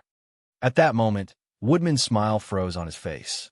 In the snowstorm that filled the sky, in front of the gates of hell, the young man opposite Woodman smiled. So sunny, so gentle that it was enough to dispel the eternal frost and snow. In his right hand, as if by magic, a strange crystal appeared. It looked like a fragment of a mirror. It was sparkling and translucent, and it refracted a dazzling light. However, such a bright light made Woodman's expression twitch. He could not hide his shock and fear. His eyes turned scarlet in an instant, and his expression was ferocious. He was swallowed by the coldness that he had long forgotten. He was about to scream. He wanted to withdraw his projection, but the meme that had quietly seeped into Huaishi's soul could not be removed. There were too many entanglements, too many memories. When he looked at Huaishi, Huaishi was also looking at him. After this poisonous stream that existed in the concept penetrated deep into Huaishi's bone marrow, his existence was also tightly grasped by Huaishi's hand. He was not allowed to escape at this moment. It was as if a warm host was asking a guest to stay. He was reluctant to part. It was the new year, and he was already here. Woodman, you have to understand. I'm not here for Lu Baiyin, but for you. Huaishi's words were soft, but it made Woodman begin to tremble. In Huaishi's hand, the fire of alchemy was reignited. The crystal-clear fragment quickly shrank under the forging. In the end, it turned into an exquisite crystal bullet and filled the magazine of the Lord of the Flies. The magazine was closed, and the sound was crisp. Huaishi said, "Because I also have a gift for you. Its name is Retribution. This is your retribution." Just like that, he solemnly raised the pistol. His left hand held the wrist of his right hand, and he closed one eye. Just like a beginner, he aimed at the constantly flashing illusions. Aim at his face. Pull the trigger. Just like that, he conveyed this greeting from the deepest part of hell. Tell him, Mr. Vitali sends his greetings. In that instant, the flames flashed and disappeared. The loud noise tore apart the silence of the snowfield. Countless snowflakes flew up in the roar and rustled down. Under the cold night sky, in front of countless screens, countless people stood up in shock and stared with their eyes wide open. Behind the gates of hell, Woodman tilted his head in a daze. A large hole slowly appeared between the man's eyebrows. It was hard to tell whether he was a man or a woman. The illusory figure was actually hit by this spear. Her delicate facial features twitched. There was the sound of cracking. The phantom flickered and spasmed. Countless cracks appeared on Woodman's body. What followed was a wail of agony that seemed to fill the entire world. Ah! In hell, at the border, in the present. At this moment, in almost every corner of the world, countless people heard a distant and despairing wail. Under the sun, under the moonlight on the wasteland, in the city, in front of cows and horses, on the television screens, and even more so, in the eyes of many people who had been parasitized, a figure suddenly staggered and rolled in pain appeared. Some were old, some were young, some were male, and some were female. Everyone's eyes were different, but everyone could conclude that it was a black-haired, black-eyed Roman. Moreover, his expression seemed to be filled with indescribable despair and pain. And in the deepest part of the land of dreams, in a stone coffin covered in layers of arrays, a body connected to countless cables began to spasm violently. He opened his empty eyes. He roared without restraint. Viscous wisps of blood surged out from his mouth and nose. They came to life and swam like snakes in the antiseptic liquid.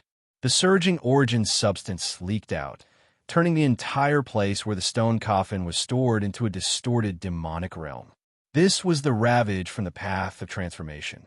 It used good and evil as a spear, despair and happiness as a poison, and targeted human nature and human knowledge itself as a curse and punishment. A curse from the god of evil. The moment it came into contact, it quickly spread through the phantom and spread to every host's body, absorbing the origin substance of the host and interfering with Woodman in reverse.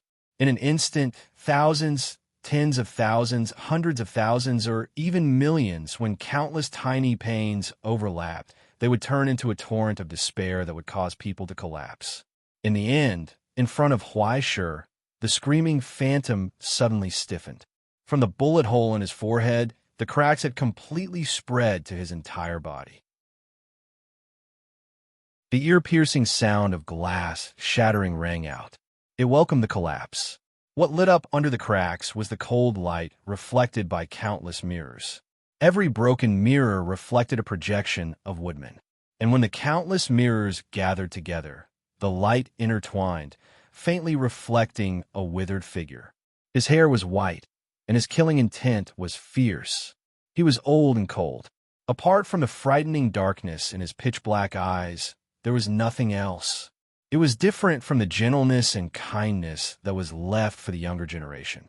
This was one of the true essences of the path of transformation, the true gathering of all the evil in human nature. Black God Vitali, it seems that someone has come to pick you up. Huaishur smiled and waved goodbye. Have a safe trip. I wish you have a good time. Huaishur. The youth's roar was ear-piercing. He recklessly charged out of hell and reached out to grab Huaishur's face. But then, his movements quickly froze. Just a hair's breadth away. Frozen. Huaishur's smile didn't change. He raised his right hand and pointed it at the savage face. He raised his middle finger. Goodbye. Instantly, countless mirrors appeared in the air, reflecting Woodman's appearance. They overlapped and shrank, quickly collapsing into a small duck. Finally, they fell into the Black God's hands. He clenched them tightly. Without saying anything else, the incomplete Black God took a deep look at him, turned around, and disappeared into the mirror world. Soon, the strange giant mirror expanded again. After swallowing Hell's Gate, it turned into an illusory light and dissipated.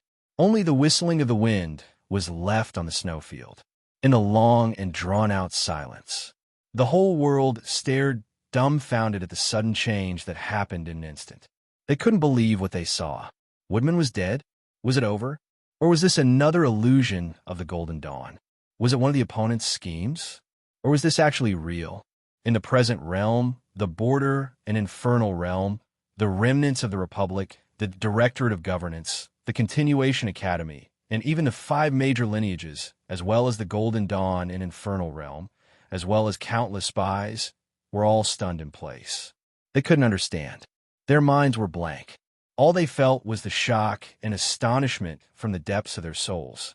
Huaishur stood in the flying snow and silently looked at the night sky, the countless shining stars, and the brilliant aurora extending from the horizon.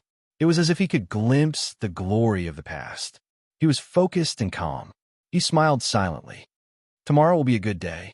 He sighed in anticipation and turned to leave. Only countless silent spies were left to witness the outcome after the dust settled.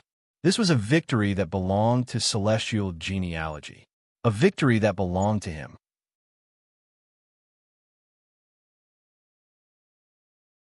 Chapter 972. Before Huaishur's picnic and winter excursion ended, the Ivory Tower's announcement had been officially released. After the Tianwen conference verified this, and the exact information was released in the next day's news, it set off a new round of uproar. From Liu Baiyan's death in Greenland, the result of the duel between Great Sea Ming and Golden Dawn, to the battle between the Ivory Tower and the Golden Dawn, and even the battle ended quickly. The Abyss Raiders were wiped out at an incredible speed. After 40 years, the dragon summoning flute fired at full power once again, and the Land of Dreams was repelled.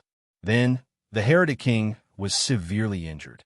Every piece of news was like a bomb, and in just a few minutes, it became the trending topic of the next day's news. When the news of Viral Woodman being completely eradicated came out, the first thing that triggered was not shock and astonishment. Instead, it was absurd.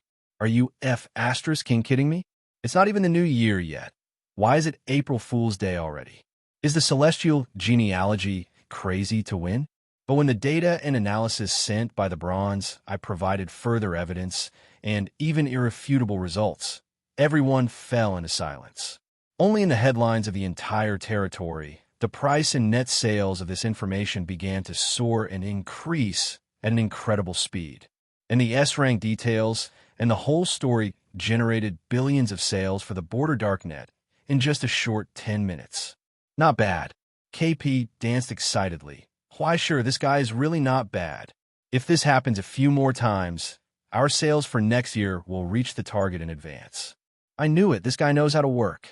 Hey Lily, quickly pick up a few more clips and record them. Let's strike while the iron is hot and raise another wave of money. Next year's. Lily? Lily, are you listening? Beside him, countless records surged out from between the pages and slowly intertwined, surrounding the silent girl. As if in a daze, she stared blankly at the back in the mirror. After a long time, she did not speak. Until KP raised his voice, she nodded as if she had just woken up from a dream. Oh, I know. She began to bury herself in work.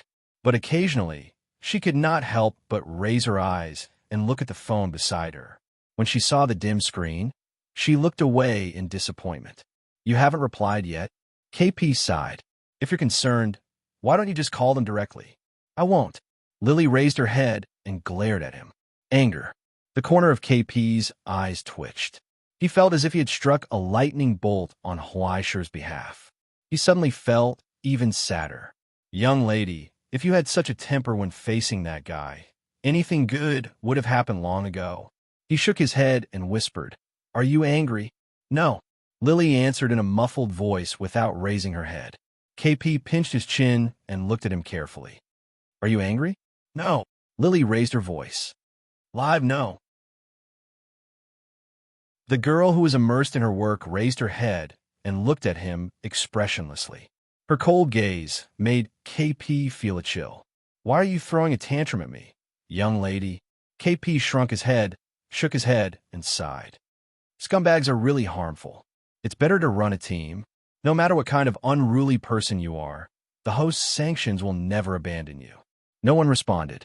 Only a clear voice came from behind, which seemed to be a response. When KP turned around, he saw ST's indifferent expression and the 6-level machine gun in her hand that began to rotate slowly. The burst of fire illuminated his horrified face. Then, there was no then. After emptying 3 boxes of bullets, ST kicked the rotten meat on the ground and the Gatling gun into the trash can. That's F***ing enough. ST withdrew her gaze and looked at her student with a gentle expression. She rubbed her hair. Don't be sad. Maybe she's busy. Yes. KP poked his head out of the trash can and comforted her. After all, there are quite a lot of people who want to call. Before his voice died away, a soft click was heard. ST pulled out the bolt of the grenade, threw the iron pomegranate inside, and closed the lid. After a muffled sound, the world became quiet, and Lily was already frozen in place. She was about to cry, "Kip it." ST gritted her teeth, rummaged through her pocket, and began to look for her cursed grenade RPG. But soon, a ding sound was heard. The phone screen lit up, illuminating Lily's surprised expression. Sorry, my phone was broken. I borrowed a student's phone to see the message. So you were looking at it? I'm a bit embarrassed, but camping in Grand Hill is very interesting. The scenery is very good, but it's a bit cold. After that, he sent another photo. On the campfire, there was a big pot that was burnt black and the charcoal inside. The surrounding girls and boys' lifeless faces and a hardtack in their hands. Caption: Forgot to turn off the fire. Accidentally cooked dinner. Super disgusting ORZ. Just like this, the girl repeatedly looked at the message and picture. She held her chin and couldn't help but laugh. In the trash can, KP poked his head out with a lid. He wanted to say something, but under ST and DMs and different gays, he chose to shut up. He could only sigh silently. He felt that his girl was hopeless. He could only give it to her for free. At the crucial moment, it seemed that he still had to rely on himself. In order to save his child's feelings, KP stood up bravely and then decided to start a pink group. First, he found a few white mice to do an experiment. 10 minutes later, the new module was uploaded on the dark web. KP's recommendation: Peach Temptation, a room you can leave when your SAN value reaches 0. As the last cluster bomb fell from the sky, the roar in the distance once again reached the temporary command post. There was a faint smell of something burning in the scorching air, but in fact, it was just an illusion. It was too far away, and other than the loud sound of destruction, nothing else could be transmitted, including the wails of souls being destroyed. From a distance, one could only see the towering dark green monster raging in the fire. In the end, unable to resist the endless fire, it quickly collapsed, rotted, and even its bones were burned into nothingness. The city was shrouded in thick smoke and flames, but even the flames were imprisoned in an invisible cage. When the Yellow Pages were issued, what was created was this hell on earth where not even a blade of grass would grow in 100 years.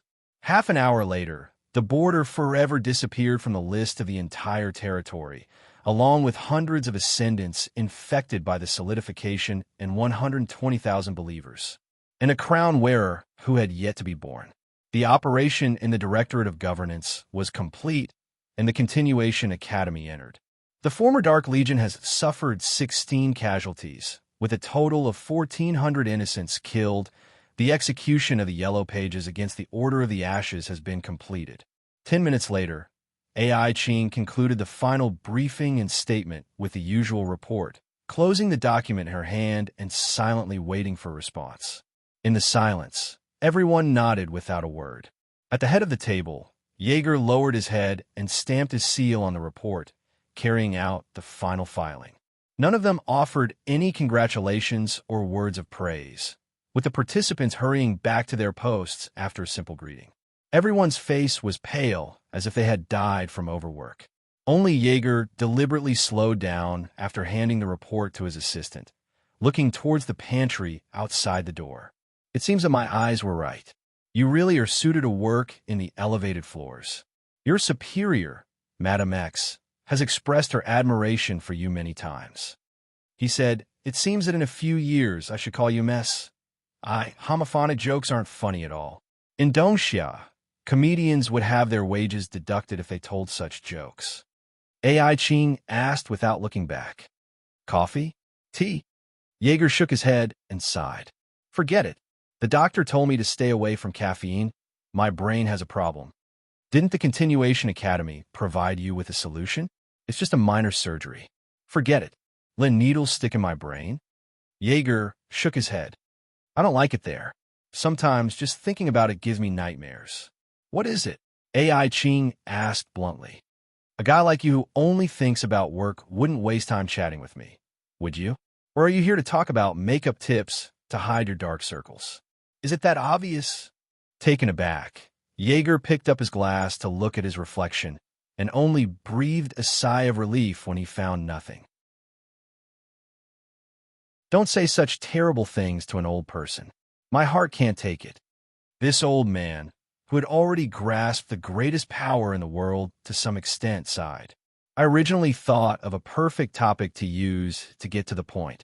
Celestial genealogy? AI Ching asked. Jaeger nodded. What does it have to do with me? AI Ching said. That's something you should worry about. You should know that I have never been associated with the utopia. You know what I'm talking about, AI. Jaeger was helpless. Don't make me feel awkward. No, Jaeger, the awkwardness is mutual. AI Ching replied coldly. Because your words make me feel awkward. Well, let me put it bluntly. The main problem is that our special military officer hasn't been to London even once. There is a small disagreement in the decision-making room about the evaluation this time, he said. I hope to consult your opinion. In fact, there was no problem. The only problem was that Huaisher solved it too beautifully. He was so beautiful that it made people feel like they were in their first love. The sweetness and sourness pervaded their hearts, making it difficult for them to part with him. But when the old men in the decision-making room remembered that this beautiful boy was part of their family and had lived next to them since he was a child, he was even better than childhood sweetheart. The boy that they had raised with great difficulty ran away with a broken-down blonde named Russell when the organization was sending him to college. This was very unbearable.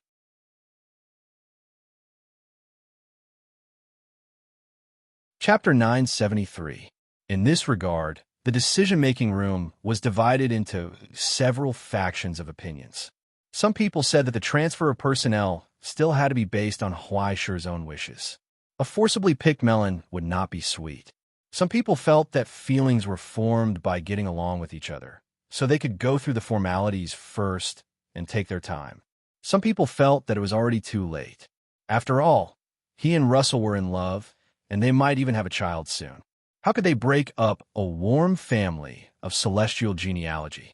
And some people felt that wasn't that good. More people didn't express their opinions.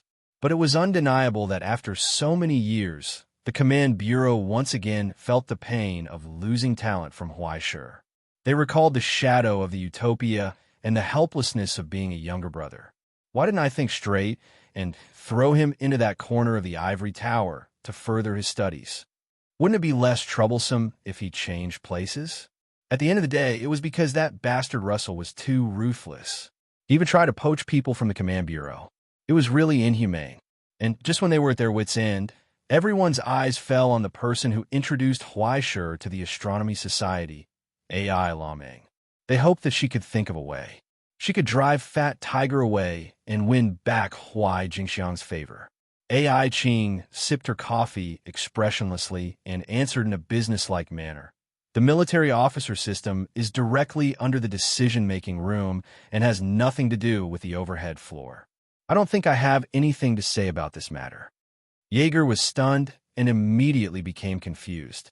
I thought you guys... He raised his hands and made a gesture of clasping his fingers.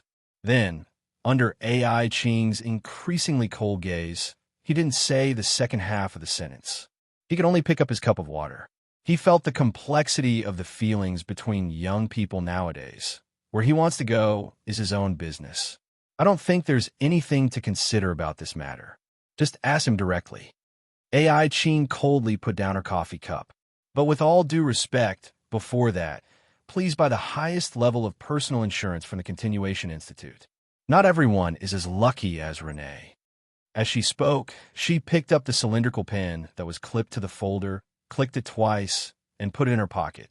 Her crisp voice was so pleasing to the ears. This made Jaeger feel helpless. Indeed, such a pure person, no wonder he was chosen and loved by celestial genealogy. He pinched the bridge of his nose. It seems that many people are going to be disappointed. The second half of the sentence is correct, but the first half is a bit problematic. AI Qing corrected him in the end. Jaeger, it wasn't celestial genealogy that chose him. He chose celestial genealogy. Just like that, she turned and left, disappearing at the end of the corridor. I've had enough. Why is the internship just sitting in the office doing exercises? When the email that represented a new job rang, Fu raised her head in despair. What about beach holidays, bonfire parties, and barbecue?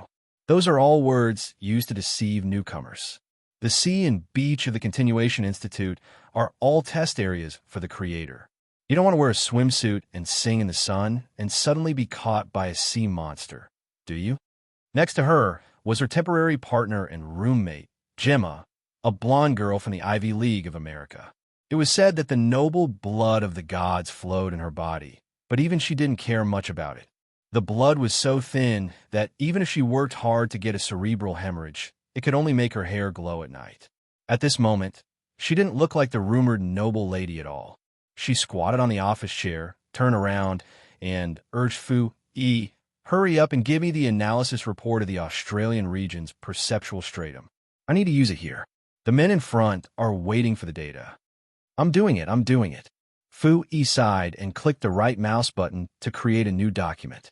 Once again, she buried her head in the vast sea of data of the Silver Sea, dazzling her eyes. When she finally looked up, it was already 4 hours later. Fu picked up the mirror in her bag and looked at herself, desperately covering the dark circles under her eyes that couldn't be covered by two foundation. So, the internship at the Continuation Institute means to work as a human?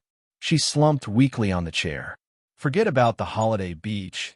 Why isn't there even a practical exercise? Practical exercise? You're really a newcomer. Gemma turned back and took 2 deep puffs of the electronic cigarette in her mouth. First time? Yes. Fu Yi sighed. Wow, you're so fast.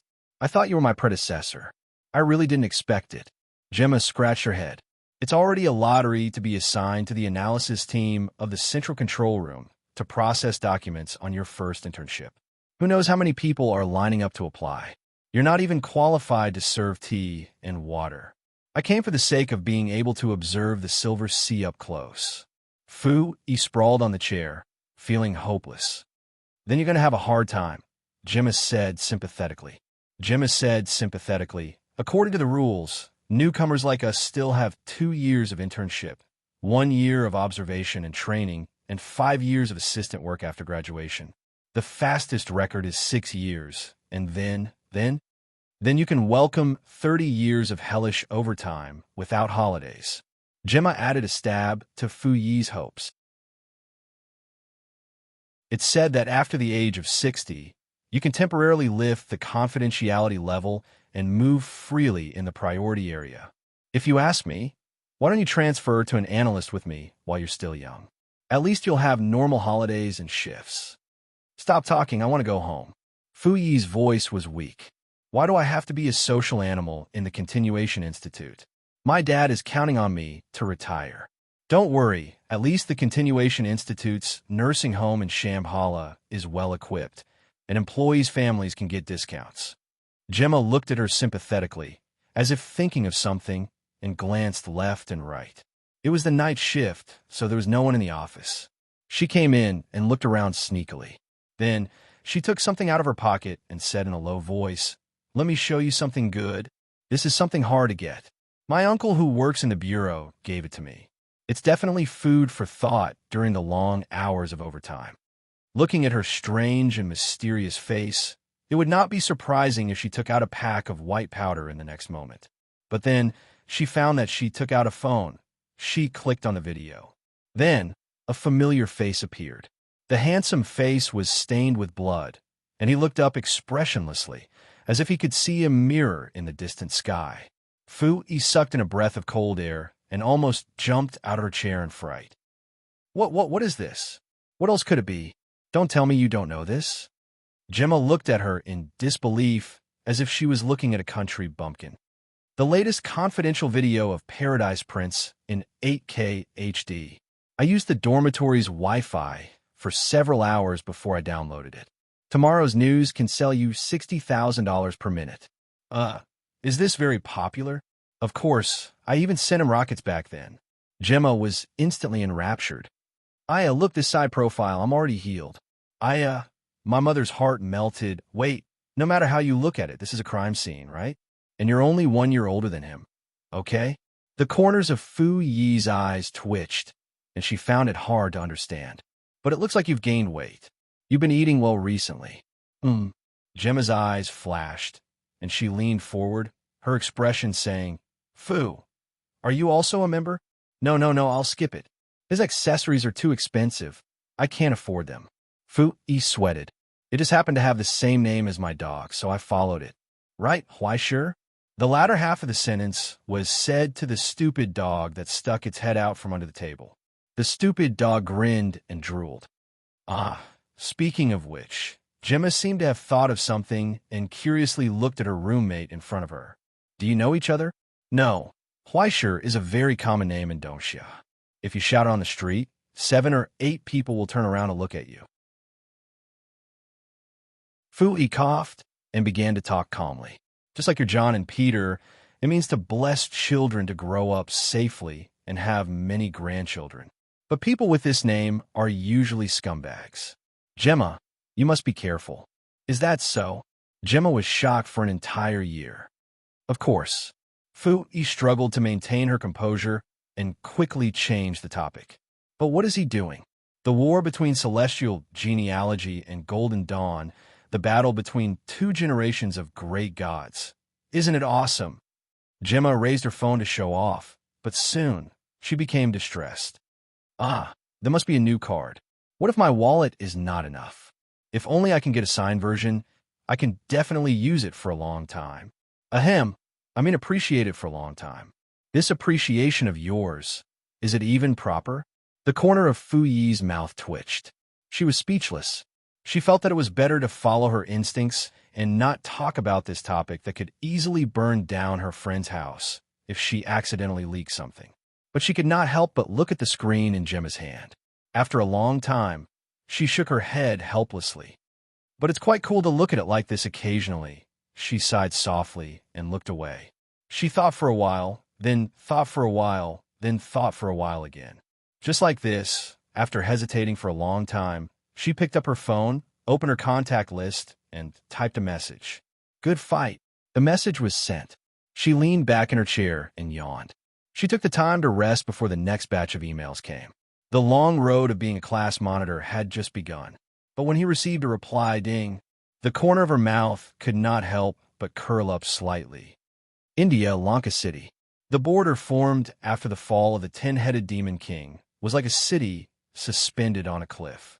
Looking down, one could vaguely see the wreckage of the 3 cities of gold, silver, and black iron that had been destroyed by the arrow of the god of destruction. Those magnificent buildings were full of cracks and floated above hell, proving the glory of this place in the past. And right at the highest point of this city, on the square of the solemn temple, there was silence at this moment. The Brahmin priests who were kneeling on both sides widened their eyes in shock, staring at the slender figure of the challenger. Crack! There was a soft sound of something breaking. A crack appeared on the glazed tiles.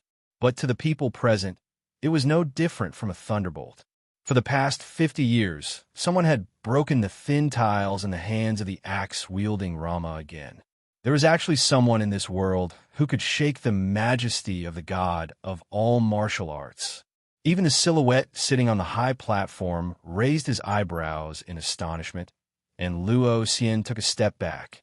She was sweating profusely and panting heavily. She could barely stand. When the projection of the axe-wielding Rama's majesty dissipated on the high platform, the middle-aged woman with long hair and face painted with gold and gems appeared. Looking down at the challenger like this, she was not angry. Instead, she laughed joyfully. Not bad, Luo Xian, you are not bad. She extended her hand to invite the junior in front of her. Why don't you abandon that good-for-nothing Luo Siwei and become my daughter? Luo Xian shook her head and smiled. Do you want to be loved by someone like me? Now, the crowned person who maintained the genealogy of India, the current generation's axe-wielding Rama, Sonam Balan, shook her head disapprovingly. Is the love of the abyss and the love of the world different? In my opinion, what you are constrained by is not worth mentioning. This is India, Luo Xian. Even the Azura king can move the heavens with his asceticism. If there is a difference between the abyss and the present, I am afraid you will not be able to walk out of the contradiction in your life. If I don't care, won't others care? Luo Xian replied calmly. At best, you are just deceiving yourself and others. If you can't even understand your own nature, how can you understand others? If that is the case, I will take it that you have declined. Sonam shook her head slightly. Although you don't know what is good for you, everyone has their own aspirations. You have your own choice. I will not force you. According to our bet, Luo Xian, you have broken the tile in my hand and won this round. You can take the map to Sonlian City and the relics your mother left behind before she solidified. But you have to understand that even if you find her, you may not be able to get the answer you want. I just want to find her. Luo Xian asked. Do I need a reason to see my mother? Indeed, but the result may not be good. Sonam stared at the junior in front of her with pity. After a long time, she sighed softly and turned to leave. In the temple that returned to silence, Luo Xian raised her head and stared at the gray sky. After a long time, she smiled silently. In the evening, Luo Xian walked out of the temple with a bag on her back and a white horse on her back. She walked towards the entrance of hell. But before she passed through the door, she felt a vibration in her arms. A message from afar popped up on the dim screen. She was stunned for a moment. Immediately, her smile became gratified and joyful. Aren't you pretty good? Why, sure. Do your best, do your best. Just like that, she looked back expectantly and took one last look at the human world. She would never look back again. In the early morning, the basement was opened. Tongi stepped on the cold floor barefoot. She couldn't help but yawn and sleepily walked to the kitchen. Ah, so sleepy. She stopped in her tracks and looked out the window in confusion. Why is it so bumpy outside? Old Fawn, what happened? Was there a forced demolition near our house? Miss Tongi, you finally. Outside the window, Fong Shu, who was busy in the garden, looked up in surprise. Then he was dumbfounded. The bucket slipped out of his hand and fell to the ground. Bang! You're tuning in to the Warrior Lore YouTube channel. Don't forget to subscribe and join us on this journey to catch the most captivating stories.